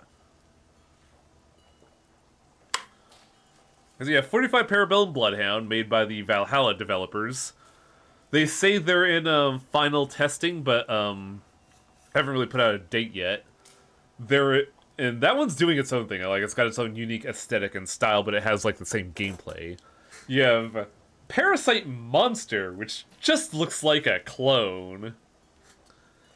Right down to like the main character being blonde and being in a cocktail dress for one of the arts on their page. And there's a third one that I don't remember the name of, but I could best describe it as an MS Paint shitpost of a game. But like, it's really weird that there are 3 Parasite Eve games that are coming out at nearly the same time. It's so bizarre. Mo Jinbei. That doesn't look like cyberware. That looks like you put duct tape on the side of your head, bro. Also, this is obviously a backer portrait, isn't it? Same with a boy here. People whose brains were rotted by Parasite Eve have become Dells. I'd call them enriched. I wouldn't call it brain rotted. So I don't know what it would be, what game I would invoke on as being produced from a brain rotted brain. I guess anything AI generated would be one, but that's like a low hanging fruit. Exposed to neomitochondria. The man in front of the stall is reading through a box of music chips with the swift fingers of someone who knows what they're looking for. Behind him, a music player pumps out a constant stream of distorted atonal music. The stall's proprietor is nowhere to be seen. Can you believe it? You have 4 bootlegs with Echelon 60, the unreleased Enoch Ian Keys double chip show from Brazzaville, but absolutely 0 chips from Shotgun Bloom. This stall is pretty second rate.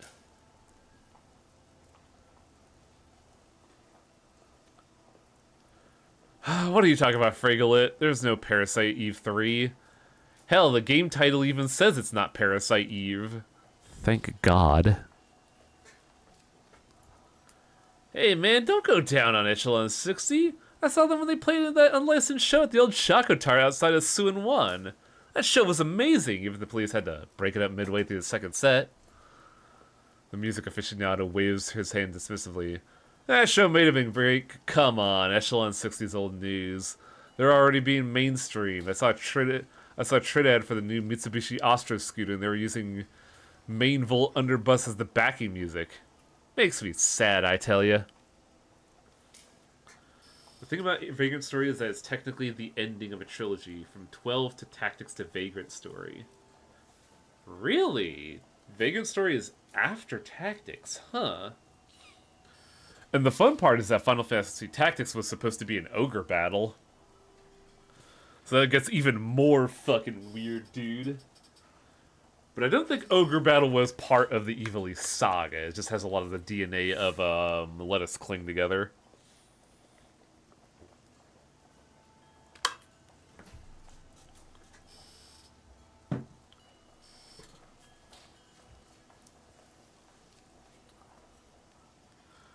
Also, speaking of third birthday, I remember Torpid streamed it last year, and boy howdy, it fucking sucked.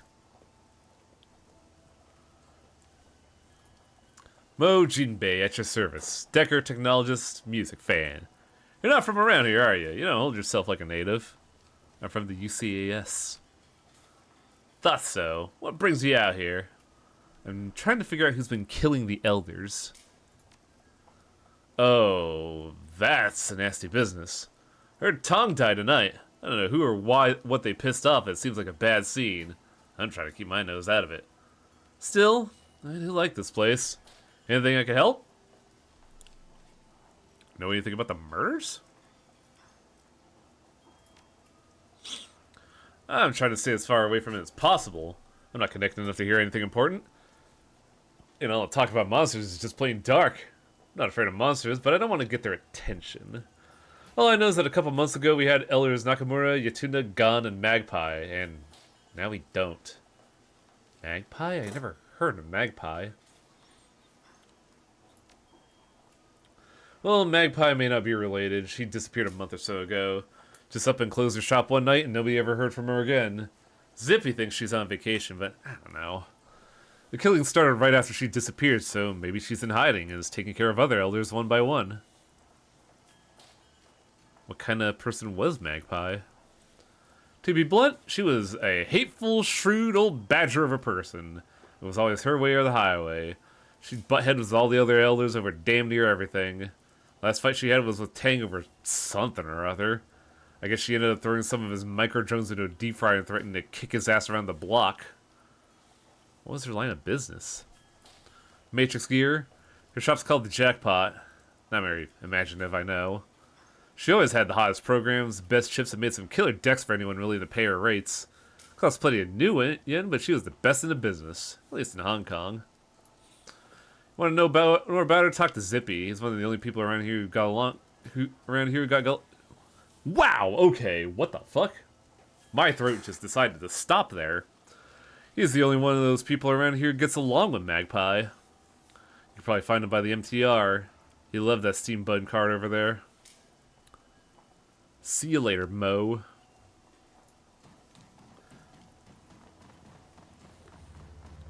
So we have Magpie's shop and the parking lot to look at. We did talk to Zippy, so we could say hi to him.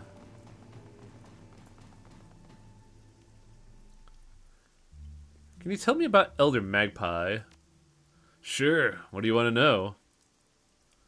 Where do you think she went? No idea. One day she was there, the next, poof. First I thought she was just on vacation since she mentioned she wanted to see the Kingdom of Hawaii someday, but it didn't feel quite right. She would have at least told me she was leaving. It seems mighty suspicious to me.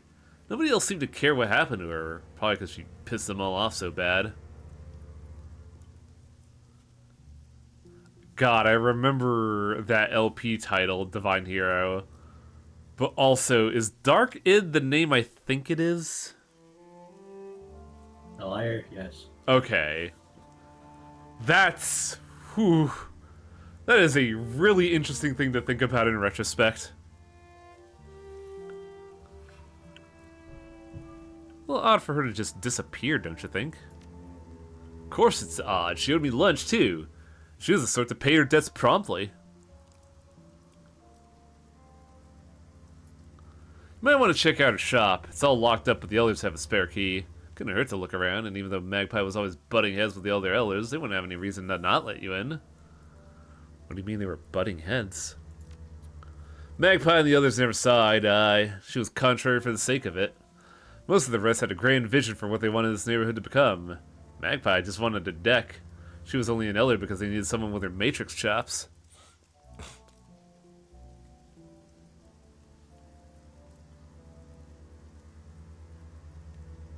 His LPs are entertaining for what it's worth.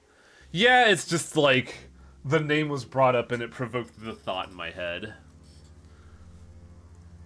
It's kind of a cop-out, but I don't really have any strong opinions one way or the other. The man was just a liar, apparently. I was never really part of that, let's say, clique, because I don't know if I'd call it like a community of people that got lied to, let's say. Last big argument between her, Ing, Ip, and Nakamura was over something relatively trivial. I think Nakamura wanted to expand the pirate trade business into the Matrix, and she absolutely refused. Why did she refuse? She said something about not using up valuable bandwidth for trivial entertainment bullshit. Anyway, it went from there into this rant about how she wasn't going to let Tang expand his drone network further because it would get too much megacorp attention. They accused her of blocking them just because she could, which is probably true. Lots of screaming. It's funny how they talk about, you know, not having trivial entertainment bullshit choking up valuable bandwidth. I say sitting here taking up bandwidth to show you trivial entertainment bullshit. Wink. In several ways of one, actually, between this and the fucking VOD, now that I think about it.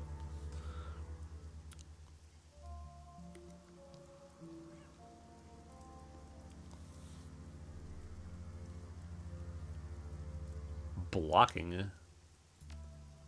Everyone needs their matrix skills for the business to run properly. There are other deckers, me, say, or Mo Jinbei, but she had the infrastructure.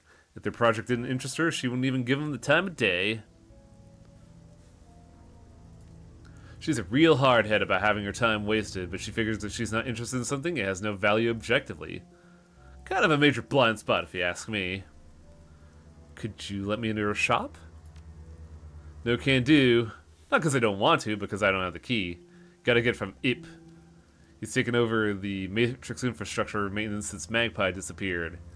He's not as good as she is, or I am, but they're not gonna let anyone who is an elder take care of that kind of critical stuff. See you later, Zippy. Also, man, this quest is elaborate. Wow.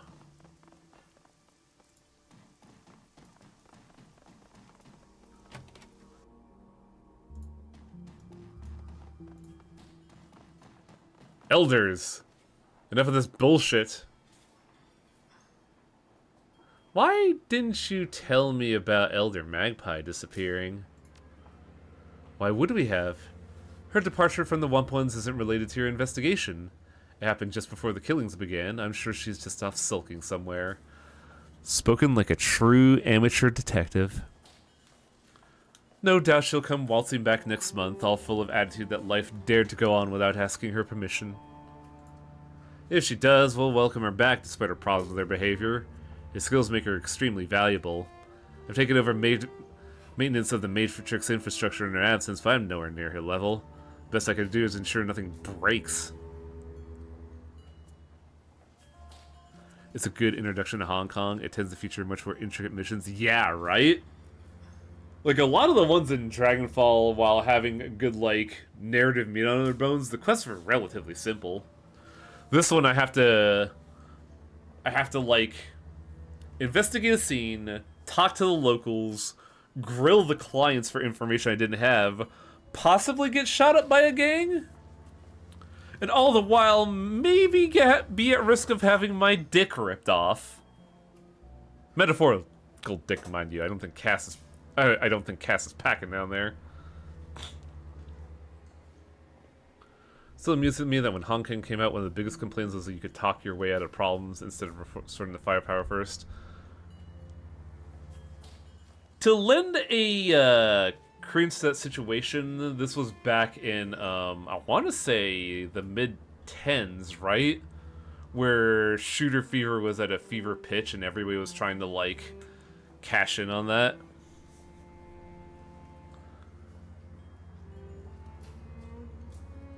I'd like to take a look around your shop. Do you have the keys? Yes, but there's a lot of sensitive equipment in there, including our community servers. We don't let anyone who's not one of the elders in there. Why would you need to look around? Charisma! Listen, you wanted to find a killer. If I'm gonna do that, I have to explore every possibility. Very well. Take this key and look around. Just don't break anything or shut the servers off. Why'd you let the HKPF into Wampoa Garden last month? Tang is taken aback by the question. For a long moment he says nothing, but when his composure returns he speaks deliberately and with great care. We generally don't let the police into Wampoa Garden, it's true. But in this case we made an exception. The police were very polite and offered to look the other way for over some of our deals with the Loho Yowan pirates.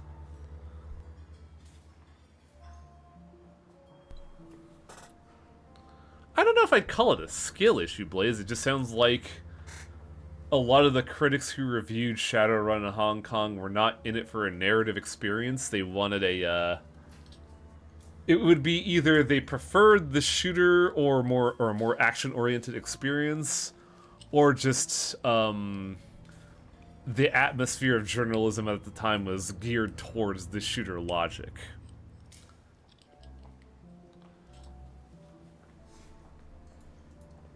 They also made it clear that if we refused, they might not only take an interest in our deals with the pirates, they would call in the SDU and force their way in. We have repelled the HKPD before, when they tried to push us around. Oh god, what's up with my stomach? We could probably drive off the SDU as well, but the cost of blood would be too high. Since they weren't hunting a Wampoan, we saw no reason to refuse. So what were they here for? They didn't say, and we didn't ask. The HKPF isn't forthcoming about their business, and we found that the less we know about their interests, the safer the garden is. When you take an interest in the police, they return the favor. As far as I know, they went to the parking garage. There was a gunfight, and the police never came out. More showed up a few hours later looking for their missing officers. We didn't let those in, though. We just delivered what was left of the bodies to them. Why didn't you let them in after? We were willing to allow the group of 4 in because they asked politely. When the reinforcements arrived, there were over 30. We couldn't risk the rest of the police setting up camp in our streets. It would have been a circus and disrupted our lives and business. Odd distinction.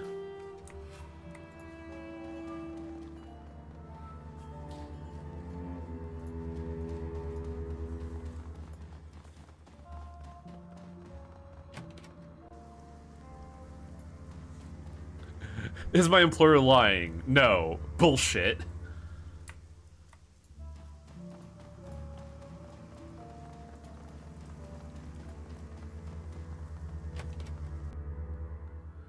Ooh. I like how everybody has those little, like, beaded curtains for their doorways. It's a neat little detail that you don't typically see. Like, usually there would just be, I don't know, a door there. But this adds a little element of, like, what the person was like with the addition of it. This bin is full of assorted chips, peripherals, and add-on modules for cyberdecks. They don't seem to be arranged in any coherent fashion and spread across the felt surface. Well, let's look around. You sift through the display case looking for anything. Isabel peers past you into the bin as you search. That's interesting. There's a lot of storage memory, I/O handlers, and active memory in this bin. Not seeing the MPCP hardware, response increase chips, or anything related to the hot shit decking Magpie was supposed to be into. In fact, you couldn't even build a full deck with this. Without the MPCP, it's just a comlink. What does that mean? Well, if I had to guess, I'd say someone cleaned her out. MPCPs, response increase, biofeedback filters, and all that. They're easy to move, expensive, and highly illegal. All the rest of this crap is good, but it's not something you can pick up at any electronics shop. You have to know what you're looking for, though. Only a good decker would know what they're seeing. Could Magpie have taken it with her? Isabel gestures towards one of the other displays. A small pair of cyberdecks still sit inside the locked case. I guess, but if she did that, why would she leave the completed cyberdecks? This seems more like theft. It is nice to see the characters chime in too. That was something I noticed was sorely lacking in Dragonfall, and seeing that here in Hong Kong is really nice. The front of the server's case hangs open, the inner machinery quiet without power. A clipboard is stuck to the side by a piece of duct tape. Its papers filled with a long list of programs and their prices. A quick glance of the programs reveals names like Bugs, and Black Hammer. Undoubtedly, this is her attack program storage machine. Somebody's removed the drives and sure it wasn't Magpie. Here, look. Isabel gestures to the innards of the open server. Near the back, a solitary red light blinks. The main drives were disconnected properly, but it looks like she modded the server to have a backup drive with its own battery-based power supply. If it was Magpie, she'd have taken that too. What should be next in the Shadowland universe? Shadowrun Australia, let's go. That'd be fucking great. Crap. This is a Fuji XB1000, and it looks like the battery power ran out a while ago. These are constant write drives. They're dirt cheap and have a ton of capacity, but if they run out of power, they lose the data. We're not going to be able to get anything off this.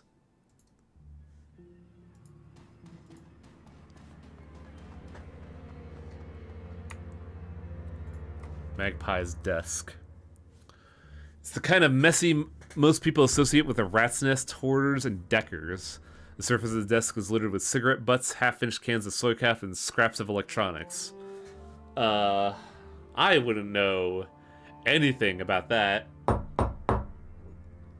And before you think, no, that's not a beer bottle, that's a root beer bottle. Drinking beer, what do you take me for? A towering pile of empty instant noodle bowls sits next to it. Their sides emblazoned with Honest Wang's instant old-time ramen, and depict a line of top hat-wearing caterpillars dancing with canes. If I could, I would own a ramen shop. Hey, awesome! I don't think anyone but me liked Honest Wang's noodles. Flavor like you never tasted in a package of instant noodles, I promised. See, this one's cheese curry broccoli. I don't know how it's never caught on, honestly. That sounds disgusting, Gobbit. Like, the only thing that sounds delicious about that combination is curry and ramen. But also,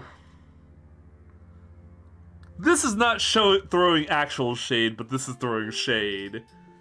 Juker, I was talking with Juker last week about stuff, and he brought up that he really enjoys fucking cheddar cheese ramen, and I just sat there, like, taken fucking aback, and I was like, oh, that sounds awful, what the hell? Gobbet is 100% immune to non-magical illness, including food poisoning. Ah, I see. So this shit is actually poisonous. Duncan shoots you a sidelong glance. Gee, who could pass up the delicious taste of cheese, curry, and freeze-dried vegetables? I know, right? People have no idea what kind of culinary delights they're missing. That's good too. Like, inter-character dialogue alongside, like, the interjections is super nice. You gingerly root around the desk, doing your best to avoid one of the more disgusting piles and spills. It ain't easy. The desk drawers are stuffed to overflowing with receipts, cigarette packs, optical chips, and cables. Most of the contents are boring, useless, and disgusting. While searching one of the bottom drawers, however, a low-quality tin lockbox catches your eye. Someone has pried the latch off, leaving a ragged hole where a lock should be. The interior of the box has several sleeves for storing keycards, all of which are empty. A small note is taped to the interior. Spare stockroom keys, the door to the rear of Miss Yang's restaurant. Do not lose these.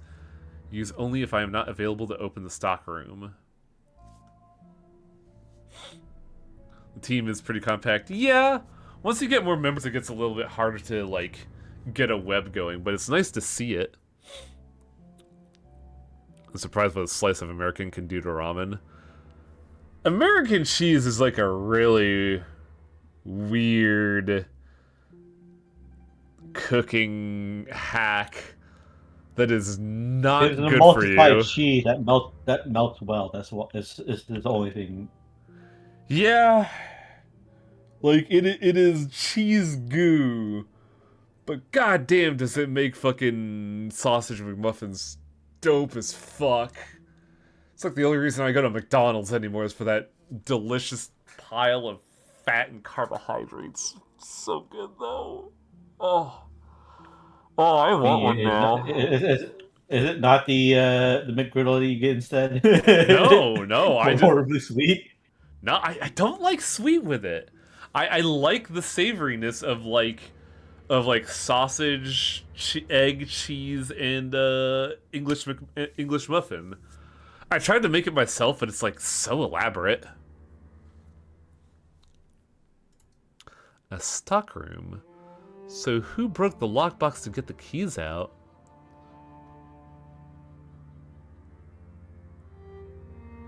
Maybe it was one of the elders. They had the keys to the place. I guess that's possible, but why would they leave the lockbox? They could just pack it up and take it back to the Wampoa. Leaving it here is sloppy. And look at this. Most elders could crack a maglock. This was done in a hurry. I unironically do like the taste of fake cheese. It's good in moderation, but it could get old real quick. Speaking of cheese, there's a place near my work that sells chicken breast stuff with cheddar cheese, cream cheese, and garlic, but it's Oh, that sounds like a cardiac arrest waiting to happen, bro. Decadent as all get out, but yeah. I can't smell anything, so I just want the creaminess of cheese. Huh, I didn't know that about you, Jake. I, weirdly enough, know a lot of people that can't smell. Because, like, buddy of the stream, Carnival, also apparently can't smell. Can't believe how you smell blind. I could smell. I feel like I can smell too well, honestly, because, like, it's part of the reasons why we've avoided, like, a couple of, let's say gas-related incidents around here is because I smelled something weird. Also, another problem that comes with this ability to smell is that I kept smelling my neighbors smoking weed all the time when I used to live on my own. It was kind of annoying. You search Magpie's bathroom. There's not much here. A toothbrush, toilet paper, some hairpins, and a collection of cheap makeup. The combination bath shower unit, however, has minor flakes of a dry reddish substance near the drain. Blood.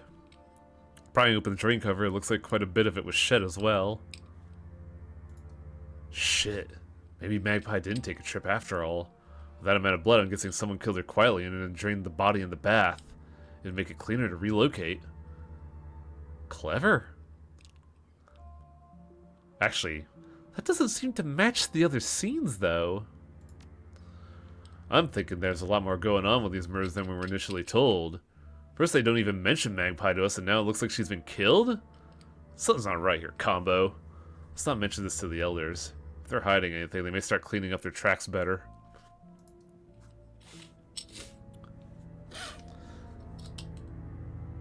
With that in mind, I think this is a revenge killing.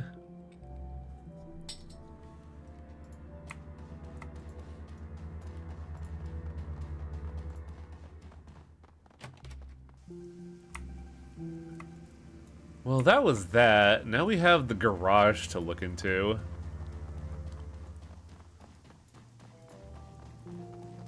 On the note of, let's call them computer RPGs because it's kind of got this, like, the vibe we got going here. It was occurring to me just now that there's a lot going on in this little corner of Hong Kong. Like, we have a lot of, interconnected players here, all with some kind of opinion and vibe about the situation. There's a lot of politics going on, and it's all going on within, like, let's say functionally a city block. And it reminds me of the philosophy of what Zaum did with Disco Elysium, where they wanted to make an entire RPG centered around a single, like, neighborhood block. And boy howdy did it work pretty well, and I'm kind of seeing that same philosophy in this quest as well.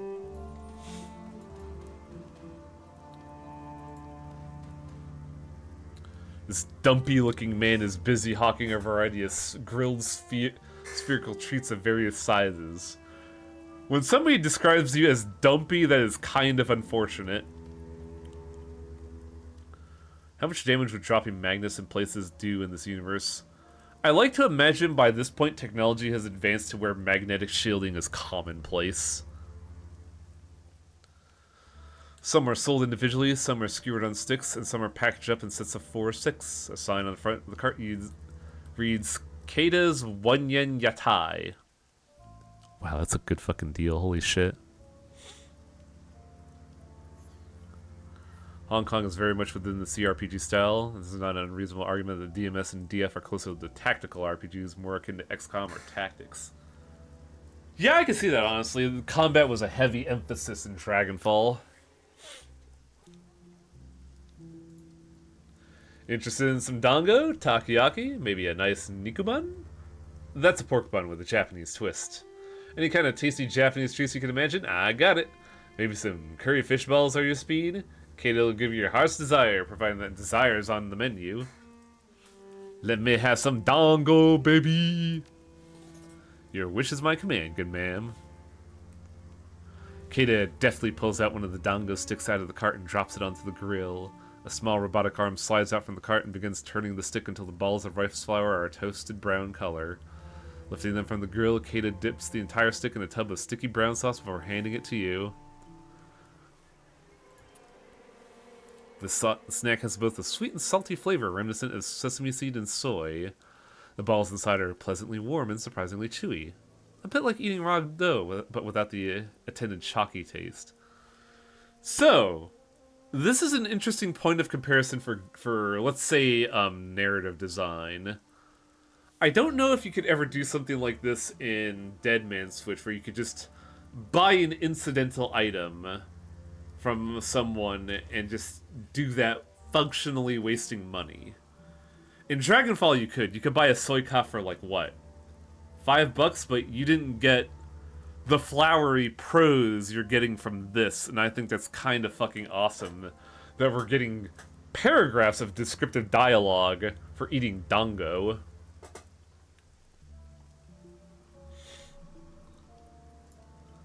Kata leans back, studying you intently. The Trid projections from his cart cause his face to be lit in a constantly shifting array of rainbow hues.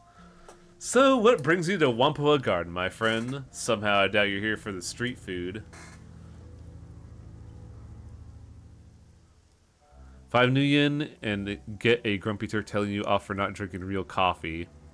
I guess there was a little bit of flavor there of, like, Puh, not the real stuff. Kata shivers, wrapping his arms around his body. I've been hearing a lot about that. Haven't looked too closely, though. This is none of my business, you know? Got any thoughts on it? Yeah, ignore it. I saw the crowd down at Tong's Sensory Carnival earlier tonight, but I didn't know the guy very well. I'm a Trid fan. He liked The Sims. Not a lot of crossover. Well, see you later, Kata. Thanks for the dango. We got a takoyaki and a mall ramen shop near me. Nice. When I went to visit the Juker before the apocalypse happened, I remember we stopped by a mall and they had like a, I believe it's a taiyaki stand, the one that's like the grilled fish the grilled fish pastry, and those are good. I got it with like Yes. Well, takoyaki. Taiyaki, I think it is. yeah, takoyaki is the whatever. orbs that'll burn your fucking mouth if you eat them too early. Taiyaki is the delightful. I I believe like takoyaki. I've never had takoyaki personally, but like every trope I see is people burning their mouths trying to eat it. Because you're eating it fresh off the grill, of course it's gonna be fucking hot. Yeah. Taiyaki, though, is nice and wonderful, and oh man, that red bean paste. Oh, I miss it so. It's like trying to eat like a donut fresh out of the boiler with oil. Oh, fuck, excuse me. I've been yawning all day. Oh, wow. I'm sorry, y'all. Been kinda weirdly sleepy the past 2 days. Make it me hungry soon. Dude, I'm hungry too already. I had curry for dinner, I'm already hungry again. Just want that taiyaki, man. That freshly made stuff is so good. I had 2 taiyaki. One was red bean paste and the other was Nutella. Both were great, but the red bean paste was so much better. Red bean paste is really something I particularly prefer. I think Nutella sounds too like sweet. It was sickly sweet, but I kinda like that. God. Okay, hang on. Sick freak energy here, so if I'm wrong, I won't be surprised. Cream cheese taiyaki. Would that fuck? Like, I think that'd go hard.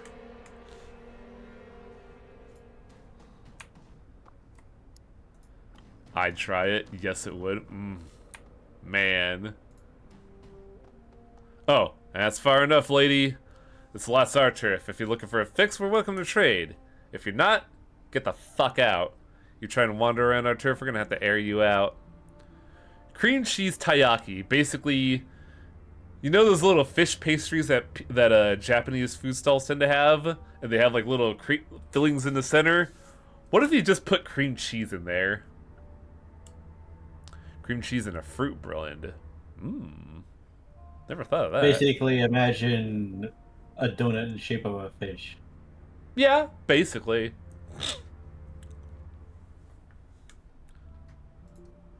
So, what do you say? You looking for a little pick-me-up? Some nitro for some pep? Maybe you want some chips to take that edge off.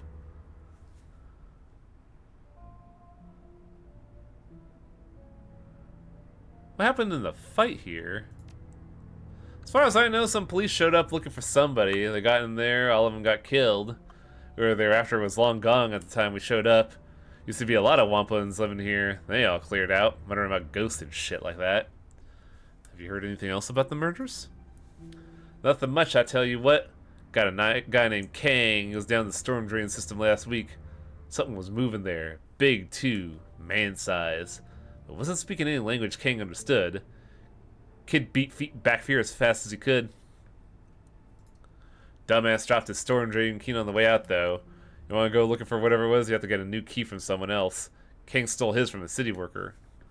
Who else would have that? There's a guy named Porter Lamb who's got keys to pretty much everything. He's somewhere between a cop and a handyman. You had also mentioned some elf woman with crazy colored hair who managed to scam a key. He said she hunted paracritters down there, devil rats and shit.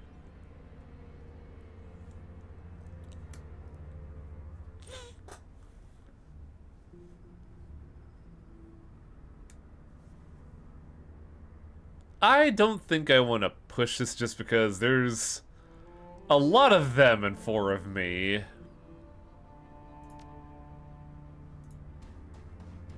Plus, I got the information I needed.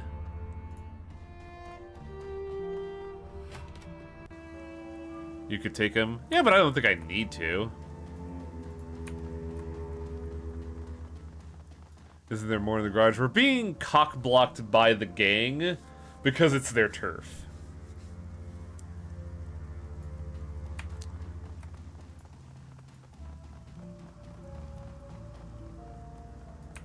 Plus, I want to chase the other lead they mentioned, but I don't quite remember the name they mentioned.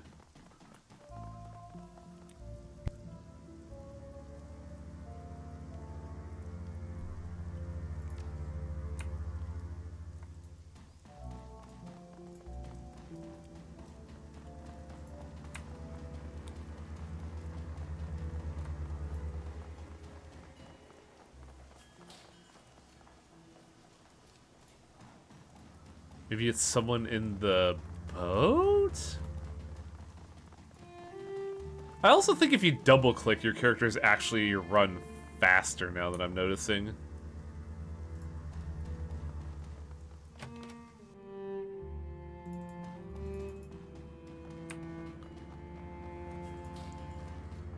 Min Vuong? Don't think that's who I'm looking for. Rainbow. Is that who I'm looking for?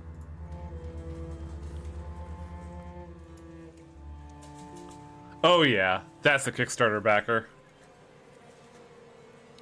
This woman sports brilliantly hued hot hair that shifts colors scintillatingly with every passing moment. She is powerfully built, a natural athlete, or someone who works out a great deal. Noticeably, a large shotgun rests on an arcade cabinet next to her. Oh yeah, this is a fucking arcade owner. Hell yeah. Late night spaghetti or a charcuterie board? I say spaghetti just because I don't think a charcuterie board will be all that filling.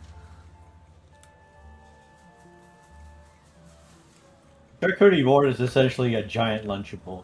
Yeah. Pasta. Pasta's good and versatile. You can do a lot with it. Pasta is an actual meal, but charcuterie board is more of A something snack. to snack on while you're is you snack on while at a get together or something.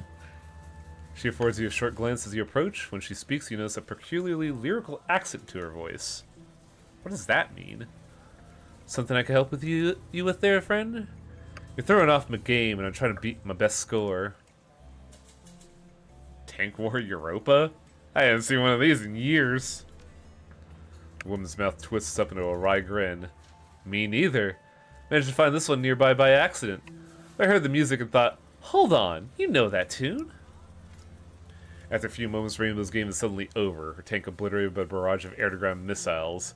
She hisses her breath in thought and through clenched teeth. Piss on your ma! Right robbery that was. Right then. You don't seem like those Wampoans. They're all might touched, yeah? Maybe you are too, but you don't advertise it. What's your story? Look into when murders have been happening. Ah, some nasty work. Bodies hacked up. Chunks bitten out of them. Make sure you're loaded for something big and ugly, that's for certain. Do you have a key to the storm drains?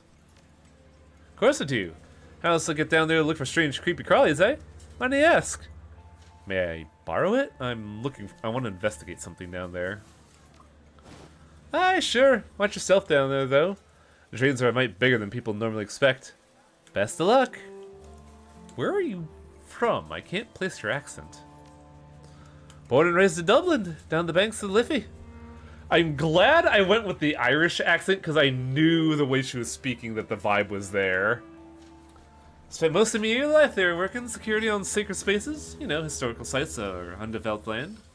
The green movement was big in those days. It's a bit like being a park ranger, but sure didn't beat some dead-end desk jobs.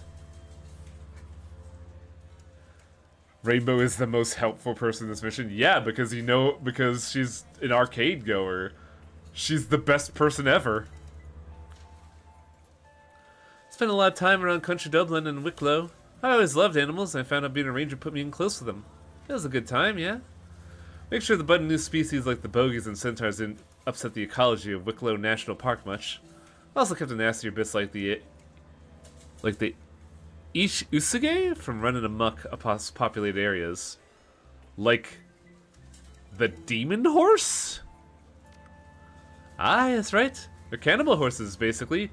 Nasty buggers that drag people into bogs and drown you. Wait. Kelpie? Yeah, Kelpie, thank you. Some people. Oh, it just says it right there. Fuck. I can't read. Oh, how he always getting ahead of himself. Yeah, it's true. Some people call them Kelpies on account of the water plants they pop out of. Anyways, I was saying, the problem was I was starting to build this wee knack. Just a small thing. It kept magic from working when I was around. Spells don't go, spirits fall apart, and the characters get real feisty, yeah? To make things worse, this was around the time Liam O'Connor threw his coup and formed the Tir na Nog.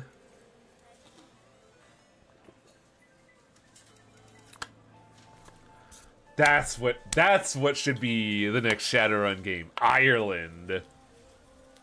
Because, like, they keep talking about the Tir na Nog, and then you have a lot of people talking about Ireland. That'd be pretty sick. Well, I fancy talking about elves and ancient magic. 'Twas a bit scandalous to have a woman guarding ancient sites that wasn't just mundane, but also killed magic around her. So I got fired. You're older than Tir na Nog. Bang on? I don't look a day over 25, do I? I am Irish. Not one of the noggins. Pack of punchers, a lot of them. Always going on about their ancestral lands and the glory of the past and all that bullshit.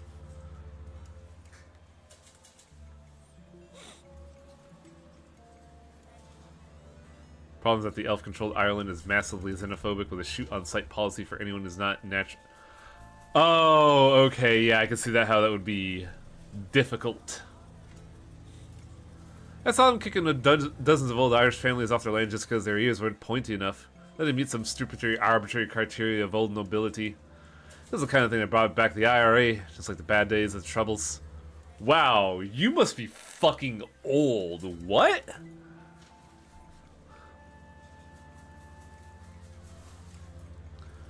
The Skyrivers in the new tier didn't pay for the land they took. They just had a pack of bullets with guns. I've always been sympathetic to the little guy in a fight. They offered to pay for my house, so I said yes. Simple as. So you became a terrorist? Don't see so dramatic. They fixed me up with a cyber stitcher and gave me a lot of the kit I got in me now. In exchange for going overseas to work for him. Smuggling, running guns, making contacts in Europe. Same kind of shite all revolutionaries do. Seeing as how my family got kicked out of their house, I was glad to do it. I still do work for them these days, but there's a lot less of it. They crack down on dissidents, but good. What are you doing in Wampoa Garden? Me? I'm a bit of a big game hunter these days. I go to strange places, look for some kind of powder critter I've not seen before. And I put a bullet in it. Only the nasty ones, though. No point in hunting a tails cat or such. It's only things like gargoyles, barghists, or whatnot. All the work I did with them in my youth is doing a good job of keeping me alive. Oh, I love it when a game uses a good barghist.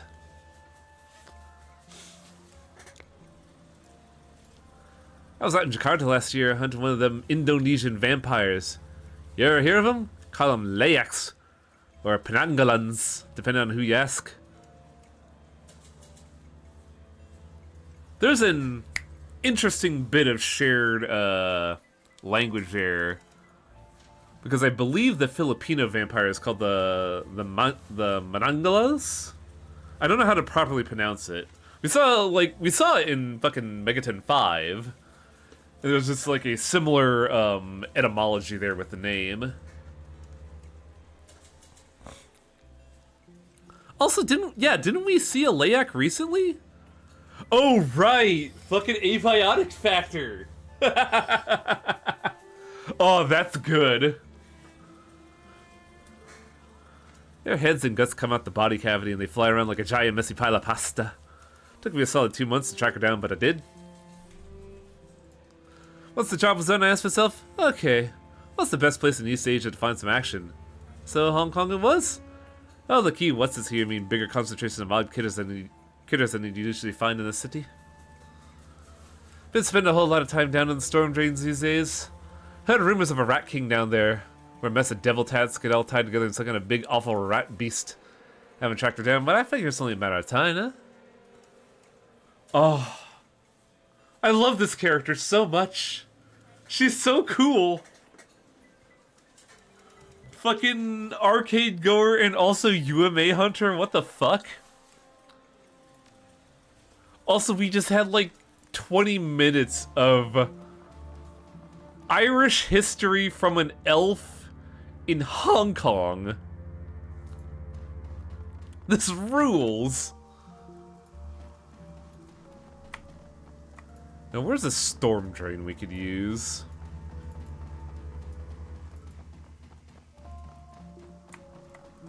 Oh, hey, simple as.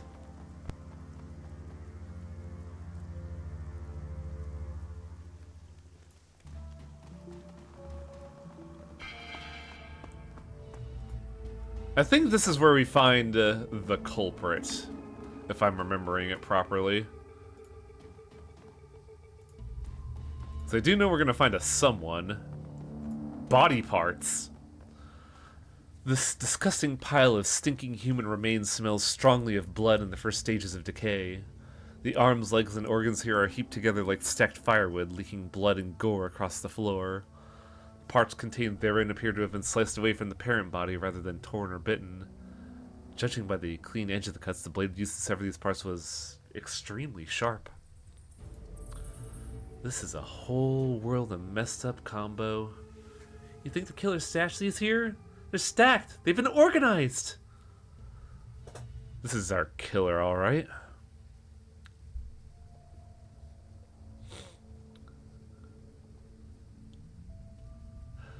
Jake Armitage is weird.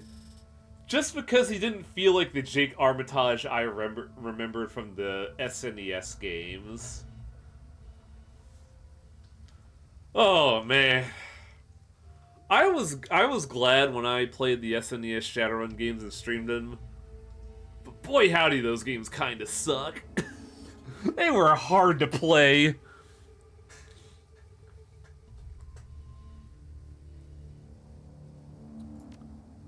Looking closer at the pile, one part stands out.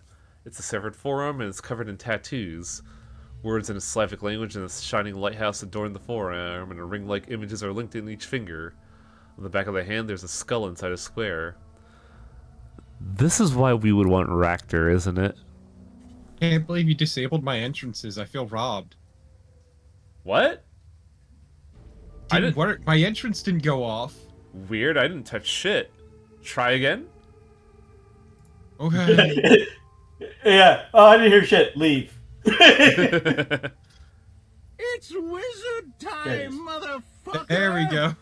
Oh, it's because I opened up the side stream right away. Why does that break it? Weird. Also, that's a lie, Torpid. It's not wizard time, it's Wuxia time. Wuxia is wizards with swords. Yeah, true. Also, There's a reason the folder's named wizard shit. Also, we're investigating a string of murders in oh god, what the fuck was this place called? Whampoa. Whoever owned this arm isn't likely to be Whampoan, as the tattoos look like they were poorly drawn and inked by hand rather than a machine. Most likely a Russian criminal tattoo. Yeah, I was talking about it right as you entered. Having Ractor here would be incredibly good. Because we chose this. Well, we didn't have access to Ractor yet because he hasn't offered to join the team yet. He is part of the team, by the way. Could have done another mission. Yeah, I just took this as the first one because it sounded interesting. Good, because it is. Despite the darkness, you see something glitter at the edge of the drain. Looking closer, it appears to be a necklace chain of some kind. It's become caught in the drain's gate, narrowly avoiding falling down into the deep pit. Lifting the necklace out, you turn it over in your hand, is a simple silver pendant on a chain. The silver pendant depicts a long-tailed bird in flight. A magpie. Oh yes, I love wearing accoutrement that is, very dear to me and like very dear to me and close to my name. That's why I walk around with a silver penis around my neck. Oh, I'm glad you admit to it at least. You just have to keep talking Look, to them. everyone likes corvids, okay? They are cool birds. I wish the ones around here would give me the time of day, but they don't. You have to entice them. You have to make it worth their while, because otherwise you're just some kind of freak human. True. As you round the corner, you hear voices speaking, just loud enough for you to make out coherent sentences. The speakers are definitely not local. They speak with a slight Slavic accent, and their clothing is heavily armored. Around them is a number of crates and boxes, all mostly filled with what look mostly filled. It looks like the group is packing up. Yaroslav says the boat will be ready tomorrow morning. He's gotten everything arranged with the Port Authority. We move the goods into his warehouse. We'll handle loading them onto the ship and we can get paid right then and there. I'll be glad to be done with this filthy place. I will too. I hate having to hide here in these damn drains. It stinks down here. I can hear the devil rats running down the walkways. It's a mess and it's disgraceful. We shouldn't have to put up with this bullshit. And Alexander is still back from his little trip. We'll have to leave him behind if he doesn't get back soon. I know, Galina. Until Andre says we're in the clear from the triads, we can't be seen with the goods on the street. They find us, we go back to Vladivostok in sausage casings. Those Red Dragon Mudaki don't screw around when it comes to protecting their turf. Who knows, maybe Alexander was stupid and they caught him. Either way, we have to lug this crap through the drains for a few clicks. Several boxes near the two women bear a distinctive label, a magpie in flight. The same emblem you saw stamped on the magpie's equipment. The orc woman sniffs the air suspiciously and her eyes dart towards the dark tunnels you stand in. Before you have a chance to get out of sight, she locks eyes with you. The orc lifts her chin as she regards you, cracking her knuckles. What have we here? Curious little pest come looking for things that don't concern her. What do we do with pests, Galina? We break them, Vasilia. And we hammer a spike through each of their throats so anyone who sees their bodies knows not to meddle in our affairs. I suggest you stay where you are. The Wampuan elders know I'm down here. You start a fight, you're gonna have every drone and cyber junkie on the streets crawling up your ass. I don't think a threat is a good idea here, is it? I don't know, it'd be funny. No, this is not the vibe we're looking for. I don't want to start shit to, get tied up in something. I just want to figure out what the fuck's going on. I'm not here to meddle in anything. I'm just here looking for a serial killer. Well, you sound some friend. Us. You think after you can just walk out of here after finding us? Think again. Well, I know what happened to Alexander. Unfortunately, you seem a bit hard up for any of the actual options. No? Because we examined a pile of body parts, we actually have, like, a context to one. If you so much as touched him, your suffering will become the stuff of legend, I promise. Where is he? The serial killer I am looking for killed him. Why should we believe you?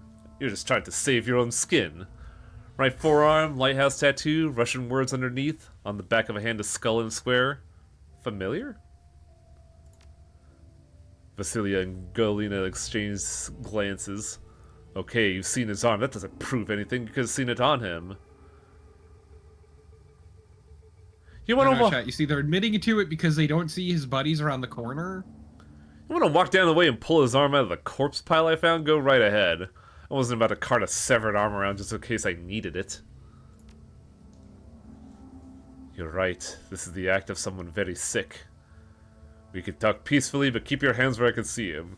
Good, because they're my because they're my weapons. You took Magpie's keycards, didn't you? Well, that's kind of obvious in retrospect, because I'm pretty sure this is where the storage closet we were talking about was. Is there anything you could tell me about the murders that I might not know? You think we get out a lot? I wouldn't even know there were murders if I hadn't bothered to come out to get some soy coffee last week. It's none of our business and isn't our problem, and I like it that way. You took Magpie's keycards, didn't you? Yes, we did. Alexander took one earlier. He said he wanted to sweep the stockroom, see if there was anything worth stealing. Here. We don't got time for this. We have to move this gear. You want to play detective? Go right ahead. Well, that was simple.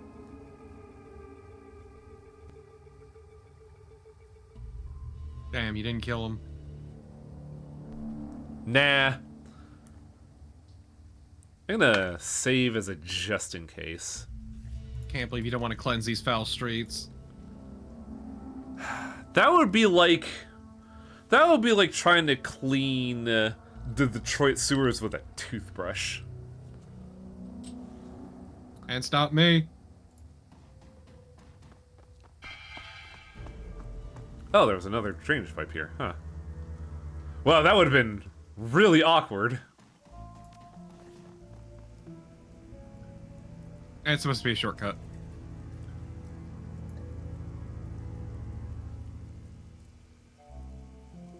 Where did they say that the stockroom was?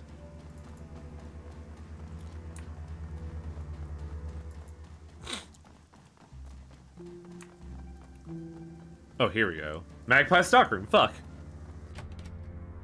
Look, all I'm saying is that Wang is a coward. Look, if fight comes to it, I'll fight, but I'm not gonna start shit.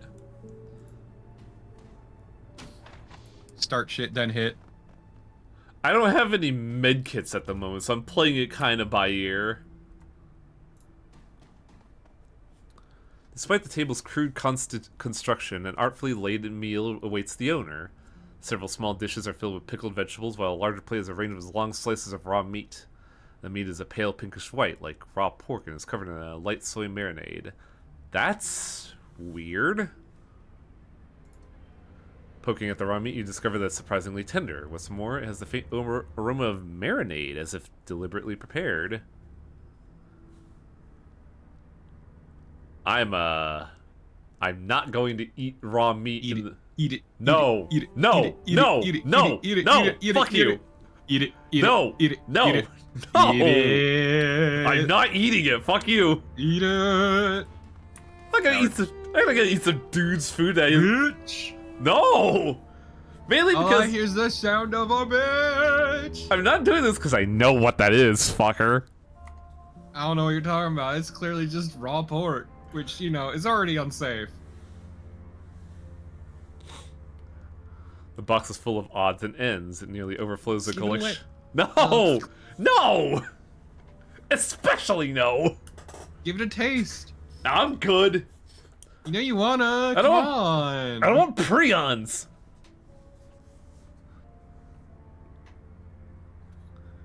I have no clue what the fuck that means, Beowulf. I love this idea of like this detective crew of like the serious detective trying to solve this, and then the fucking assistant in the back of the story. Eat it, come on. You know what you want to eat. You know what it is. Eat it. Just like this insane devil on my shoulder. I mean, it's a proper runner crew of, you know, the one who's actually serious and then the dipshit. Yeah. The box is full of odds and ends and nearly overflows with a collection of knickknacks, souvenirs, and assorted personal effects. There's no rhyme or reason to the collection. They appear to have been thrown in haphazardly. Among the contents are charms from various temples, a wooden mask, and a fan. Yo, what's that mask? I like to imagine I'm a serious detective. You're not. I like to think I have that Columbo vibe to me. You don't. Also, Columbo pretended to be incompetent. I'm not incompetent. The wooden mask is extremely light. It's been painted a pale white and the surface is almost as smooth as porcelain. Delicate features and lifted eyebrows are matched with bright red lips and delicately carved teeth. The teeth have been stained a deep black. Is this the lady mask that you typically see? Because like I recognize 3 masks typically when it comes to like, well, that's getting ahead of things. We're not gonna touch that.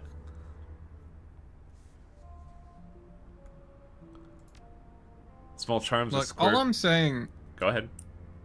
All I'm saying is everybody kind of forgets the part of Columbo where he pretends to be incompetent to get confessions.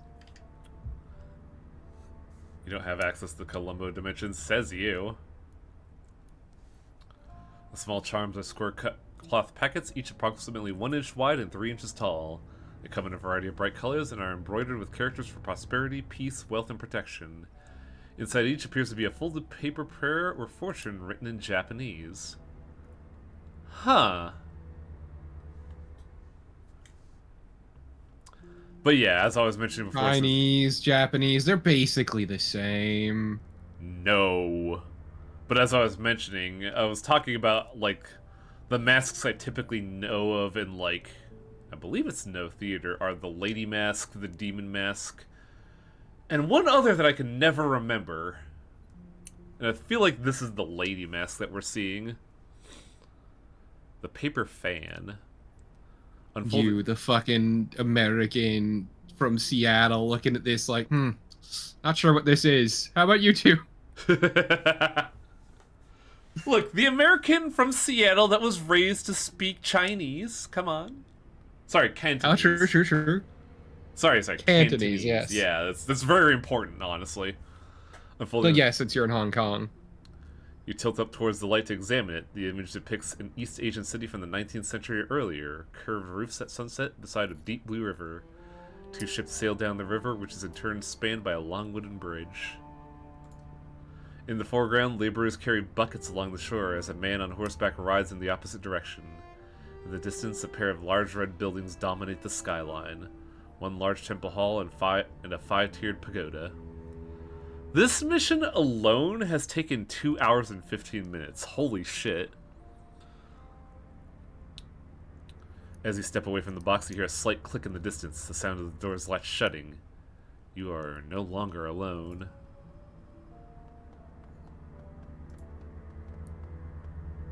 And here's the homeowner, apparently. Standing before you is a man clad in heavy armor and bearing a katana on his hip. His skin is an ashen gray, his eyes dead white. His teeth are jagged and appear quite sharp. This is no man, this is a ghoul. Oh no, a weeaboo! You don't know that! The ghoul's blind eye searches back and forth as it regards you. It cannot see you, but you have a sense it knows exactly where you are at all times. Look, man, I'm just saying, we're in Hong Kong. Odds are in my favor. Also, they just give the name immediately, huh? Whoops. Ah, a hired gun. No doubt brought to bear against me by the Wampoan elders, a means by which they could lift the curse plaguing them. I salute your tenacity, but I wonder, will you hear me out before raising your weapon to kill me? You don't seem... You're a ghoul and... No, that's... From what we know in Dragonfall, that's a bit insensitive. Well, you don't seem interested in eating me. Yes, I am not only talking, I am reasoning as well. Wait, that's not the choice I made, game, come on! They're basically the same thing. You're insulting him regardless. I suppose so, yeah. I'm talking, but I am reasoning, and since you have not attempted to kill me, your own higher faculties are engaged. I am a curiosity to you. The ghoul bares his teeth, breath rasping over them as he inhales. You wish to know not only what I am, but what I have done. As for who, you may call me Gaichu. You're the one killing the Wampoan elders. You are correct. I have killed all of the Wampoan elders to date, though only Elder Magpie was according to my initial plan. I regret the death of all the other elders, but it was necessary. Explain yourself?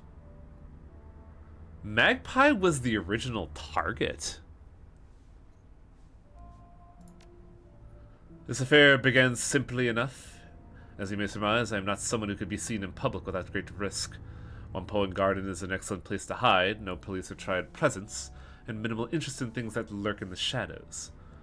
Unfortunately for me, Elder Ing discovered me through communion with her spirits. Rather than kill or chase me away, she came to me with a proposition. Ing and the other elders were having problems with one of their number. An elder named Magpie had been holding many of their plans hostage and would not budge. They could not remove Magpie, however, because her services were too useful for the Wampoans at large. Ing offered me payment for the disposal of Magpie, and I accepted. Duncan shoots you a sidelong glance. Tusk bears at the grit of his jaw. Why the hell are you talking to this thing, Combo? It's a goddamn ghoul, and you know what they're like. Really? What, pray tell, am I like? All teeth and claws and bad manners, I expect? Gaishi's tone is amused, despite the harshness of his rasping voice. Really? You want to crack jokes, cannibal? What's up? I see. Your nickname is Combo after the snacks. Yes. You got it in one. I put the name there because the bag was sitting on my table at the time. But also, we're a punch wizard, so it fits as well, too. But it is absolutely because I had a bag of combos. Damn, I'm fucking good. Funny thing is, I clocked it at the beginning before Highway said it was because he had a bag of combos in front of him. The man calls himself Cockroach. Huh. Didn't realize that's what Gaishu meant. He's the kind of monster that devoured a family just because it's convenient. Remember the 162s? He's just like them.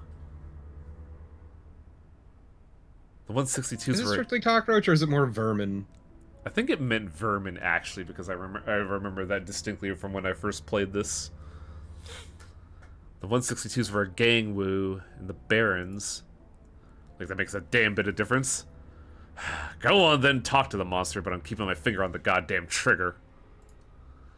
I believe that we were speaking of the Elder plans to have me kill Magpie. Surely you must be curious about that. You didn't clean up all of her blood. I found it in the drain. Ah, unfortunate. I thought I was careful enough. Having it on my hands must have obscured my sense of smell enough that I missed the last remnants. I disposed of Magpie's body by emptying the blood in her bathroom, then I cut her up into more portable pieces. Those were placed in a plastic tarp, which I took to the storm drains and hid. It is unfortunate, but my survival depends on consumption of raw metahuman flesh. Letting such nourishment go to waste would be a foolish error. When they say metahuman flesh, does that include base level human? I would say yes, because I think it was metahumans also like humans. Same classification of metahumans. That's what I'm wondering, because I don't know if human and metahumans are. Oh, human is part of the the fold. greater humanity. Okay.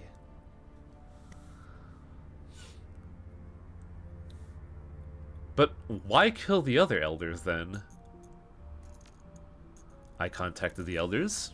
Not in person, of course, and they arranged to exchange payment. I assumed that since the job was done, Ing would be a woman of her word, but I was mistaken.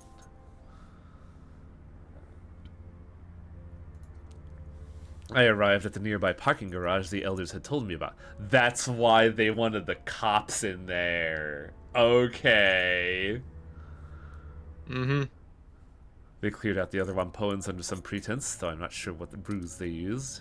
The elders never showed up. Instead, several members of the HKPD arrived. They were more heavily armed than usual, so I suspect they knew something of my nature. I heard about that. You expect me to believe you took on a police squad and won? Of course. I have survived as a ghoul for some years now on the streets of Hong Kong. If that isn't evidence enough of my tenacity, I doubt any words I could say will have you change your mind. A betrayal of that sort cannot stand. Not only was I not paid for my time and effort, the Wampoan elders treated me like a common animal, and I am more than that. Reputation is everything, and I have none. I had hoped to build a network of contacts so that I would be able to continue finding work, but with that treachery, my hopes were dashed. I decided to become the monster that they feared. One by one, I have eliminated them. They know how to contact me, and I could have ended their nightmare at any time by making amends. I would have asked for more money, but I would have ceased my hunt. Yet they did not. Instead, they contacted you, no doubt asking you to eliminate me when the police had failed. So I ask you, what now? What will you do? Will you attempt to finish what the Wampoan started? Or will you treat me with the same humanity I have shown you? See, I mean, that's the funny part. Gaichu is a known killer on the lam from the local law, and yet walked in here and said, "Oh, hey, what's up? Yeah, I'm a killer. Here's my business. But there's a catch. He is incredibly civil about this. He is actually more forthcoming than any of the Wampoans. Anyways, go ahead. yeah, he's meeting you on the same level, unlike the Wampoans who have repeatedly screwed you. I'm also a known killer. Yeah. It's true. Very well. Like, I don't know. The Wampoans, like the elders specifically, clearly look down on you, whereas Gaichu is meeting you on the same level. Why would Yeah, he eats people, but he doesn't choose to, Blaze. Yeah, like it is unfortunately a biological function. Like he And also, it's like meat's meat. It's like it's a shame to let it go to waste. He also explicitly says it is an unfortunate circumstance that I must feast on human flesh to survive. Like he expressly sees it as an unfortunate problem. And yeah, as Selnar said, the issue he's dealing with is incredibly common to runners, which is getting fucked raw by your employers. Mm-hmm. Why would the elders have you killed instead of paying you? Because they're cheap fucks. Any number of reasons. They are notorious cheapskates and will always try to save money when dealing with outsiders. It could be their natural inclination towards profit. They may regard me as subhuman and therefore unworthy of respect. It could be that they felt I was too dangerous to allow to live. It could even be that they simply do not like me. The net result is the same, however. They reneged on a deal we brokered and attempted to have me killed. A message must be sent. Blood must be paid. As they have hired you to kill me, they have obviously not learned their lesson.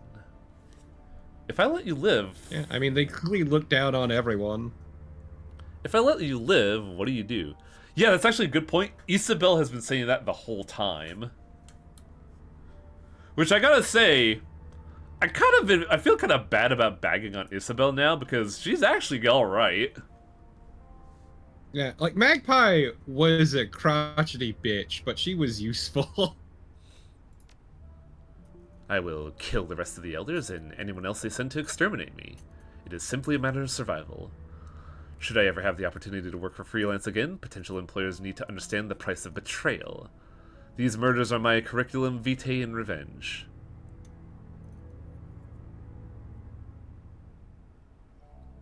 See, I disagree, Selenar, because if he wasn't a ghoul, he'd be a different person. I don't mean that as like a, oh yes, gotcha kind of thing, but in a, being a ghoul has humbled him in a way that nothing else could.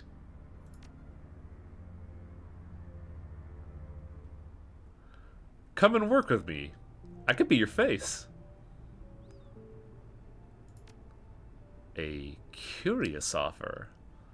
And what of the elders? Will you allow me the satisfaction of killing them?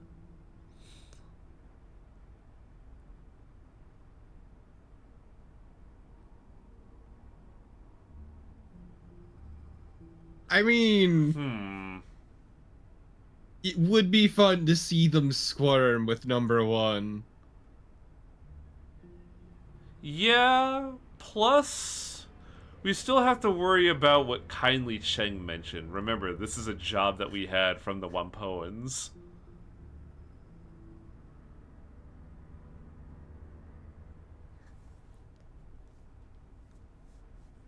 Yeah, you sure it's obviously is to negotiate a deal. Yeah, maybe you can, you know, help salvage the deal that they reneged on too. I would counsel you not believe their words, but you have the sound of one who is wary as a matter of course. Very well. Let us wait a bit later in the night. Most pedestrians will be off the street, and it will be easier for us to approach without being noticed. Sounds like a good plan. As I said, Quiche, it'll be fun to see him squirm. Do we get to see Gaichu as a team member at the moment? Yes. And yes, even though he's a ghoul, race human, gender male. He is a street samurai in the most literal sense of being a samurai. He also To be fair, being a ghoul is not a race, it is a disease. Yeah. That being said, I don't think I've ever seen a not normal, a not human ghoul. So, see, the unfortunate thing is having a ghoul is the fact that, its existence as a ghoul, having to eat people and whatnot. But think of it this way: you're a runner. You trade bodies anyway, so at least you got someone to clean up. Yeah.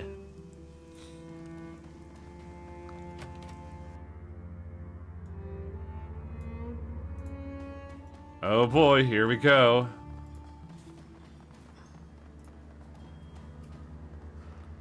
As you approach, Elder's Eng's eyes widen. Her mouth falls open and the veins on her neck bulge. What are you doing? You brought this thing into our home? Quick, kill it before it kills us! Porter hefts his pistol warily, but doesn't aim at anyone. Yeah, I gotta say, this isn't a good idea. What the hell's a ghoul doing in here, and why is it wearing armor? Calm yourselves. I am not an it, and your elders know this intimately. Good evening, Elder Ing. I can smell your fear, and I'm glad of this. It means you are learning the price of betrayal. Whoa, whoa, whoa, whoa, what the hell's going on here? Can someone explain this? What this ghoul is talking about?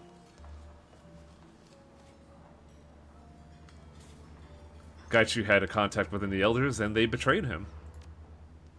You dare accuse us of conspiring with a monster and covering it up? You're insane. The very idea is preposterous. Porter nods at the elders, looking back at you with a wary expression. I'm interested to hear what kind of evidence you have to support this theory combo. As far as I could tell, this monster killed Tong and the others, and that makes him a threat to be eliminated. The elders hired Gaichu to kill Elder Magpie and made it look like she disappeared. You believe this vermin? The creature that feasts on metahuman flesh, that kills and dismembers our tribesmen? You are naive and foolish if that's the case.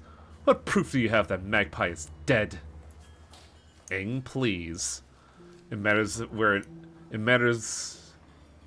an elder is accused of breaking our law, the other elders generally judge them. It matters where all of them have been accused. I am authorized to act as judge. Make your case, Shadowrunner.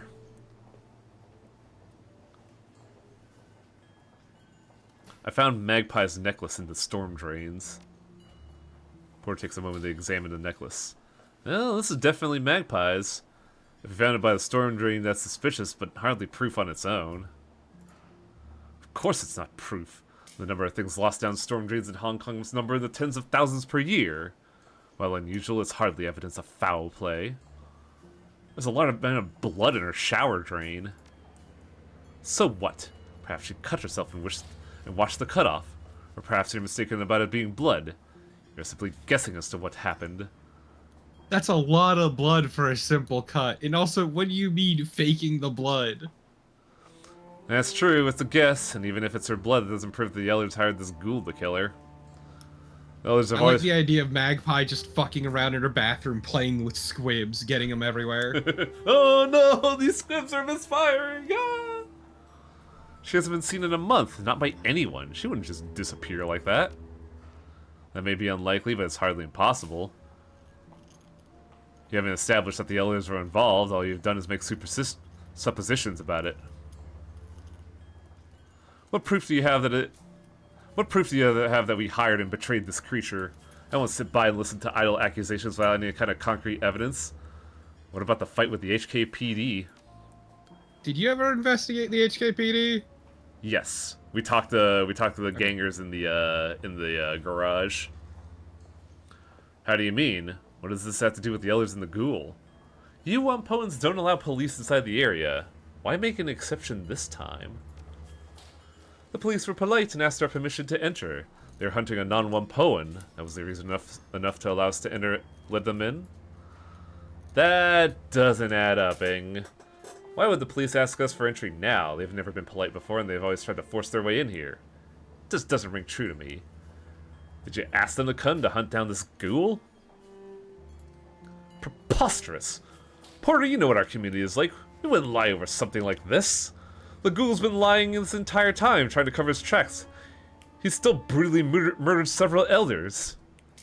That is true. The murderers were vicious and cruel. I don't see any way to explain that away. This ghoul is a monster for how he killed Tong and the others.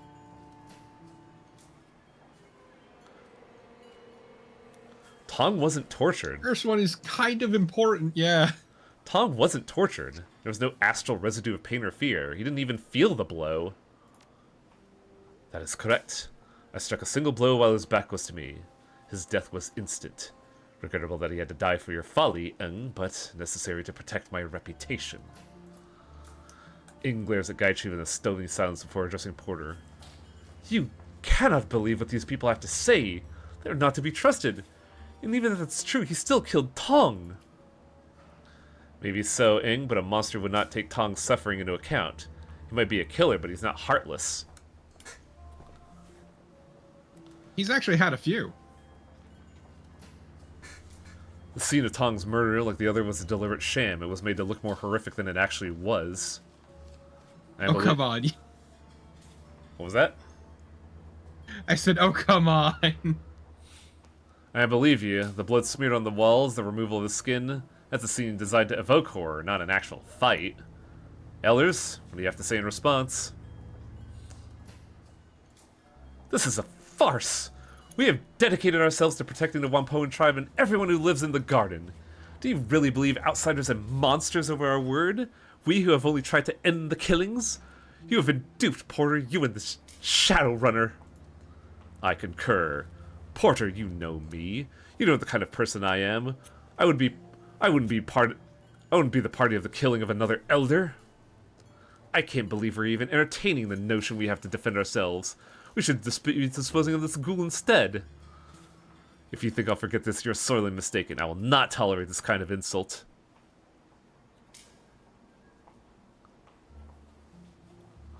The elders were all too happy to have the red spears move into the garage. Almost like they don't want to keep anyone curious about the fight away. That's right. EP even told me not to go find out what happened with the fight. He said the red spear gangers were moving in and leave him alone. Why would you tell me not to look into it? I was only trying to protect you from the red spears. They're dangerous, which is why I wanted to deal with them directly. Magpie's gear was missing. Obviously missing. Why didn't Ip tell me that? He would have had to have noticed that Magpie's shop was locked up. Why didn't he want me investigating? Pure supposition. You think I proved something that I didn't notice that equipment was missing? Magpie's shop is a horrible mess. Tang, you did have a full inventory of Magpie's Matrix servers. You assured us everything was running fine and you would be able to continue work. I find it hard to believe you missed something as obvious as missing equipment, especially while searching your stock. That's all I got. Alright, think I got some idea of what's going on here. And what do you believe the real story is? The waters are muddy on this matter. The ghoul is telling some sort of truth, and I respect that, but the fact remains that he is a dangerous killer who killed many of our number. Our law is clear on this. He must die. You seem to be blameless in this combo. What do you say to this decision?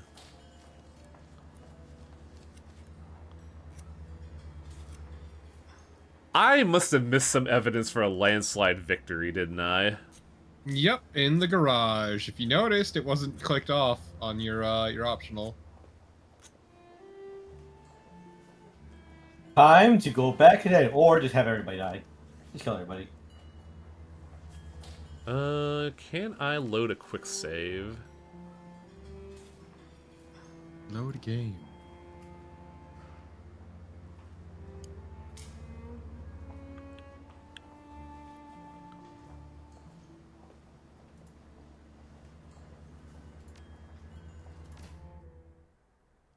I thought the garage was done, so You did save right before meeting Gaichu. Did I?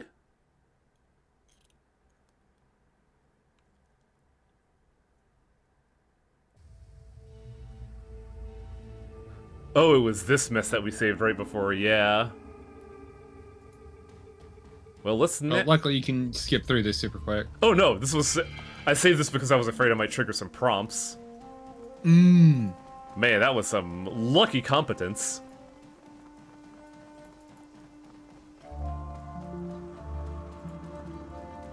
So what did I miss in the garage?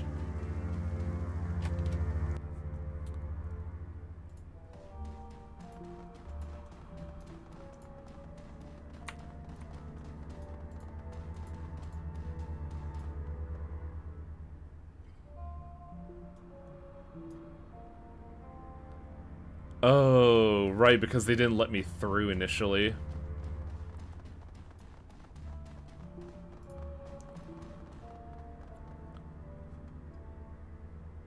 Can I look around the garage? Woman, are you deaf? What the hell did I tell you? No, you goddamn can't wander around our turf. That sucks. Oh, you know what they say. Kill them all. Ask about the BTLs. Some of the BTLs you're selling look an awful lot like they came from Tong's shop. Yes. Yeah, your bacon tomato lettuces look like shit.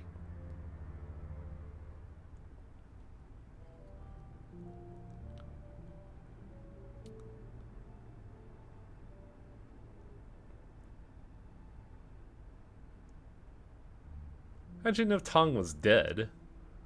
It's like this. Broken Thumb Yuan was walking down the street and sees this guy goes into Tong's joint right at closing time. Tall guy, hunched over. Had a shitty gray rain poncho draped over him. Yuan figured that was weird as hell, so he posts up and wait. He figures that the guy will come out soon because Tong's closing up shop. Left there for 50 whole minute. Guy comes back, hustles down the street when nobody's saying boo. I figure he was waiting for an M in the crowds. Yuan sees some blood smeared at the door, so he figures to check it out. Inside, total carnage. But you know what? Tong's not going to use his gear anymore, so to hell with it. That's pretty cold.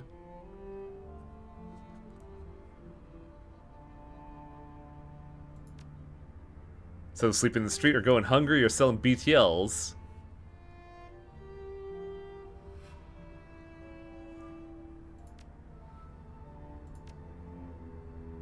Kill them all. Yeah, I think I have to attack them to get a landslide victory.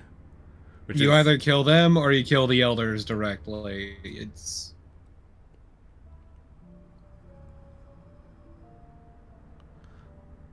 choice is yours. I think it has to be attack these guys just because in the grand scheme of things, if we attack the elders, I don't think Kindly Cheng is going to be too happy about that.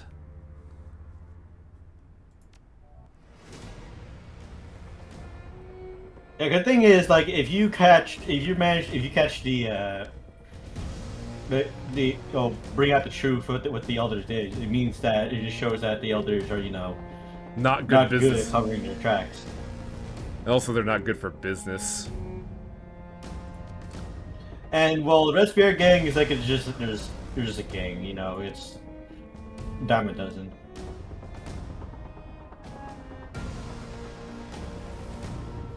Oh, I'm guessing these aren't active. Do I have an armor one?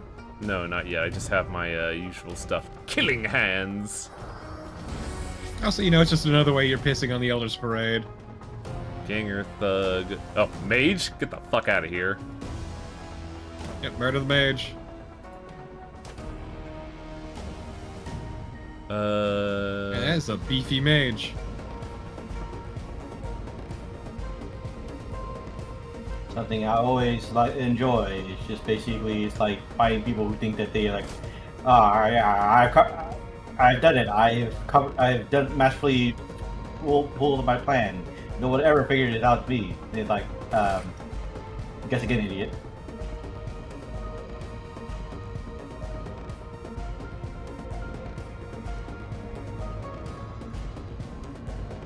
All my plan. Oh, gone down cover, the drain. right. How could you do this to me? Gobbet doesn't have armor, does she?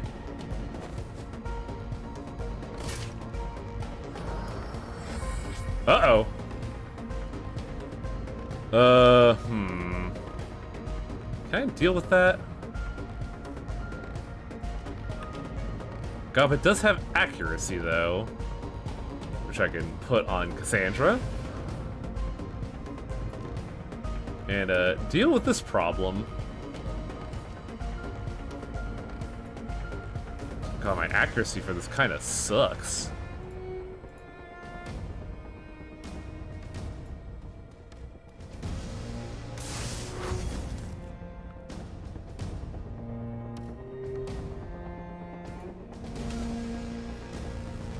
Wow, that adept is fucking durable. As they tend to be. I don't think I'm gonna be able to kill them out the gate, so I'll try to beanbag shock them.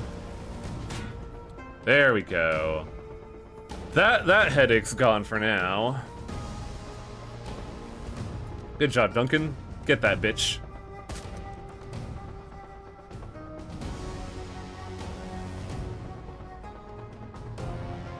Grenade launcher, my beloved. Yeah, I'm thinking. I'm thinking that's the idea. The grenade That's wizard. what- Oh, Using fireballs of both physical and magical. That is a lot bigger an explosion area than I thought it would be. Yeah, no, one of the reasons why I always kept Isabel around was specifically because of the grenade launcher.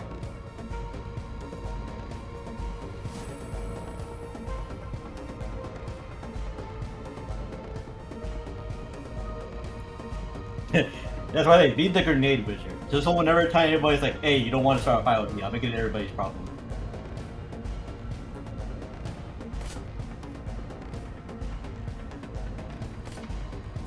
It's this fireball that makes casting into an incendiary grenade. Oh, this is a hot mess of a hoedown, boy howdy. Also, yes, Duncan's less lethal tree is very good. Oh, I had my AP sapped. What the fuck did that happen? Yeah, and you can... Oop, What's up? that's mentioning that you can instant kill that boy with a subdue. The adept, that is. Does Duncan have subdue?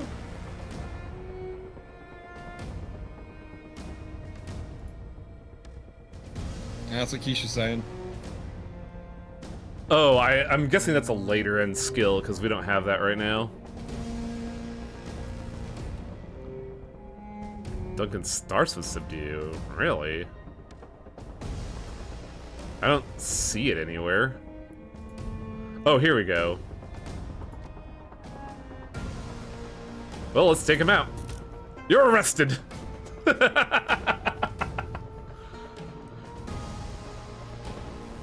Fucking putting zip ties on the adept like it's gonna make a difference. Well, it knocked them flat on their ass. That's why you put zip ties on their legs. God damn, you're not doing the classic thumb lock?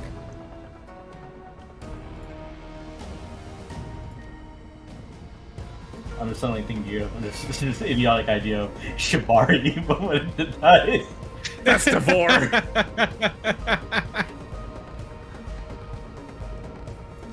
Tortoise shell zip ties.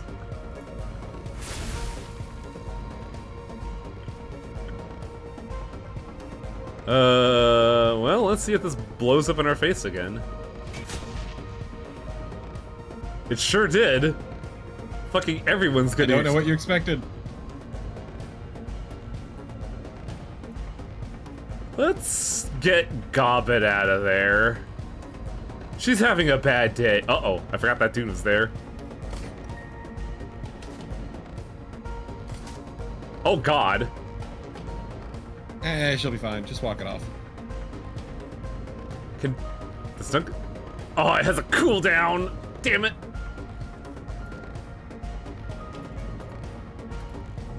Uh-oh. God, 11% chance to fail, and I hit that like a bullet.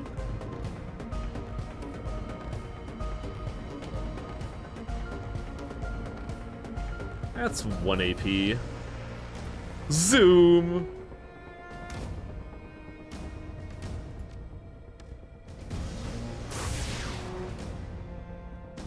Oh my god.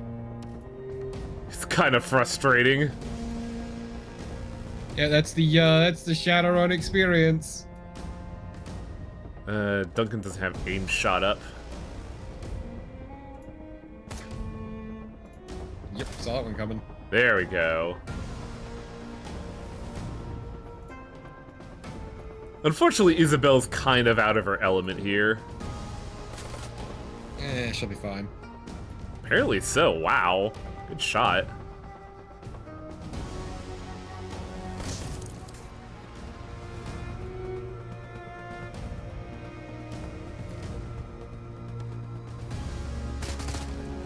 Nice shot, Gobbet. I don't know what you expected with a spray and pray at that distance. Oh, I don't have haste on right now. Barf.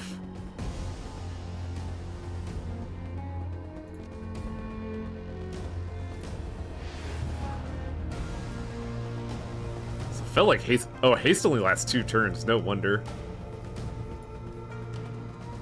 To be fair, haste is really fucking strong. It sure is.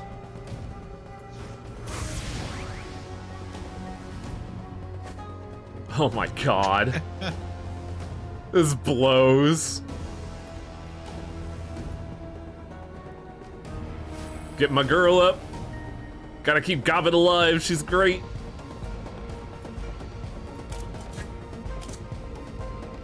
Yes, a grenade launcher gets very good in my experience. But also, I never super relied on Duncan because last time I played through this was as a street samurai who used rifles. Oh, line of sight blocked. Gross.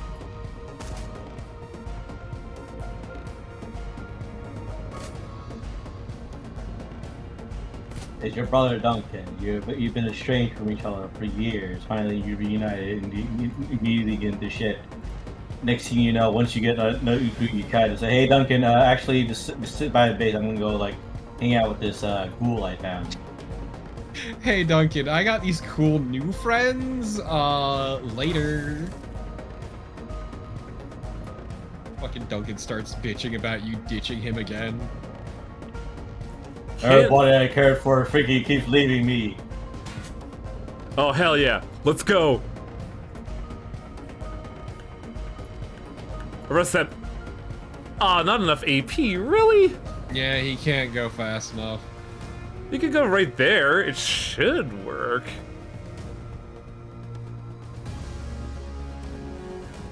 Ah, well. Ladies, light that bitch up.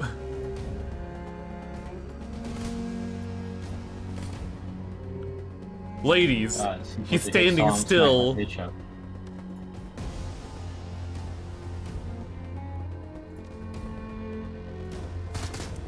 Gobbet, you're a terrible shot. You're literally spray and praying.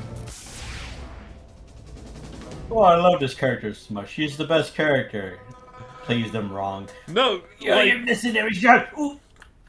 Gobbet's great otherwise, but like, man, she cannot shoot a gun to save her life. A small PDA sits on the table, the dull glow of the screen illuminating the surface around it. It doesn't appear to be locked. Elder murders. I don't know if any of you have heard about the way the elders have been getting picked off one by one, but stay out of it. They've been nice enough to let us set up shop here, and their business is our business. But their business isn't our business. If anyone asks you to look into it, tell them to talk to me. I don't want to get mixed up in whatever politics is ripping those junkies apart. The only good thing to come out of all of this is that we picked up Tong's BTLs. You went and saw something go into Tong's shop right before closing time. When he came out, the door was unlocked. Tong was ripped apart. Maybe he was the killer, maybe he was just picking the place up like we did. Stay out of it. Wilson, we got the go-ahead from the elders to move into the parking garage. Whatever fight really spooked the locals and their superstitious about moving back into a place that could be filled with angry ghosts. It's a bunch of bull, but whatever. The bottom line is we have a new place to set up shop. I don't know where Kang is. Last I heard, he was checking on the storm drains. He described as man-sized but covered in gore and speaking some kind of monster language. He was so spooked, dropped his key. Total idiot. So I told him to take a few days off.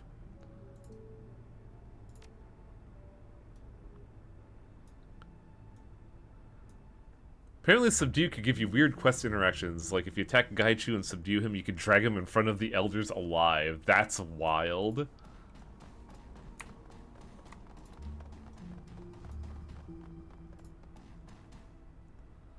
Dried blood and bullet holes pockmark the floor. Judging by the amount of blood staining the floor, multiple people died here. To call this place bloody would do it a disservice. This was a massacre. Look at this combo. These scratches look like they're from a long-bladed weapon, like a sword. With the number of bullet holes in the walls and cars around here, they must have been just spraying wildly. Our killer must have fought the HKPF in here and cut them apart. Since they never found a body, I gotta assume the killer got away. I tell you what, I don't have to fight this maniac at close range. Dried blood and clots clog the drain. As you look closer, however, something catches your eye. An off-red color that doesn't match the hues of the gore. A nugget upon closer inspection is a chunk of some kind of synthetic ferroplastic. It's got ragged edges as if it was broken off a larger object. Brushing away the dust, you peer at some of the fragments. The scratches appear to be Chinese. Look like Chinese, but despite how close you look, you can't decipher the meaning. After a moment, you realize that not only the marking is fragmentary, the language is actually Japanese. Maybe an expert in armor or foreign language could help. You know, I'm not sure who in Whampoa Garden speaks Japanese, but Wing K Kwok has a shop down in Whampoa itself, by where we met the elders. If anybody would know about armor, it would be her.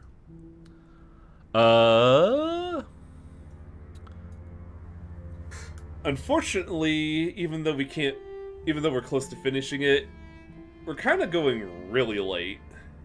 And I have been Yeah, you're half hour at this point. And this feels like it's going to be a lot longer with the investigation to prove Gaichu right, because, we want to prove Gaichu right, let's say. We want to see the elders squirm. And it feels really lame that, like, we presented all that evidence, and the dude's like, I don't know, man, this seems like bullshit. Like, are you high? And just stand there like, I don't know. This all seems kind of circumstantial. Do I gotta bring this to the fucking Hague? What's happening here? But yeah, we'll call it here for the evening and continue this next time. Audio commentary? What the hell is this? Mitch, why don't you start with name, what you did on Shadowrun? Dev Oh. commentary. Mitch Gittleman, executive producer, Oh. co-director, and one of the writers. I'm Spencer Curtis. Did they open that with say, bitch what you do? I'm sorry. I'm Kevin Maloney, and I did some level design and did the Matrix revamp. Hi, I'm Cassidy Aquilino-Berg, and I was an environment artist on Shadowrun Hong Kong. Hi, I'm I Tristan did Ishmael, save, and I right? was the environment art lead. I'm Trevor Kingos, and I was the It's still going. Shit. What you do? I accidentally did a sample of developer commentary. Game? Oh, the menu was broken. Okay. Yeah, it tends to do that. Hong Kong in particular is very buggy. Yeah, I actually got talks about this with someone in the Discord because I believe Callie from the Discord used to work there and mentioned how during the development of Hong Kong, HBD was split into two teams for Hong Kong and Necropolis. Yep. And the problem was Necropolis was doing pretty bad to the point where Horrifically mismanaged. and so a lot of Hong Kong's team had to go over there, so they didn't have like quite the spit shine that it had compared to Dragonfall. And it still sucked. Necropolis, that is, not Hong Kong. Hong Kong's great. Yeah, I was looking at that and I noticed that it was like the one bad review I've seen NB leave on a game, which was really wild. It's very not good.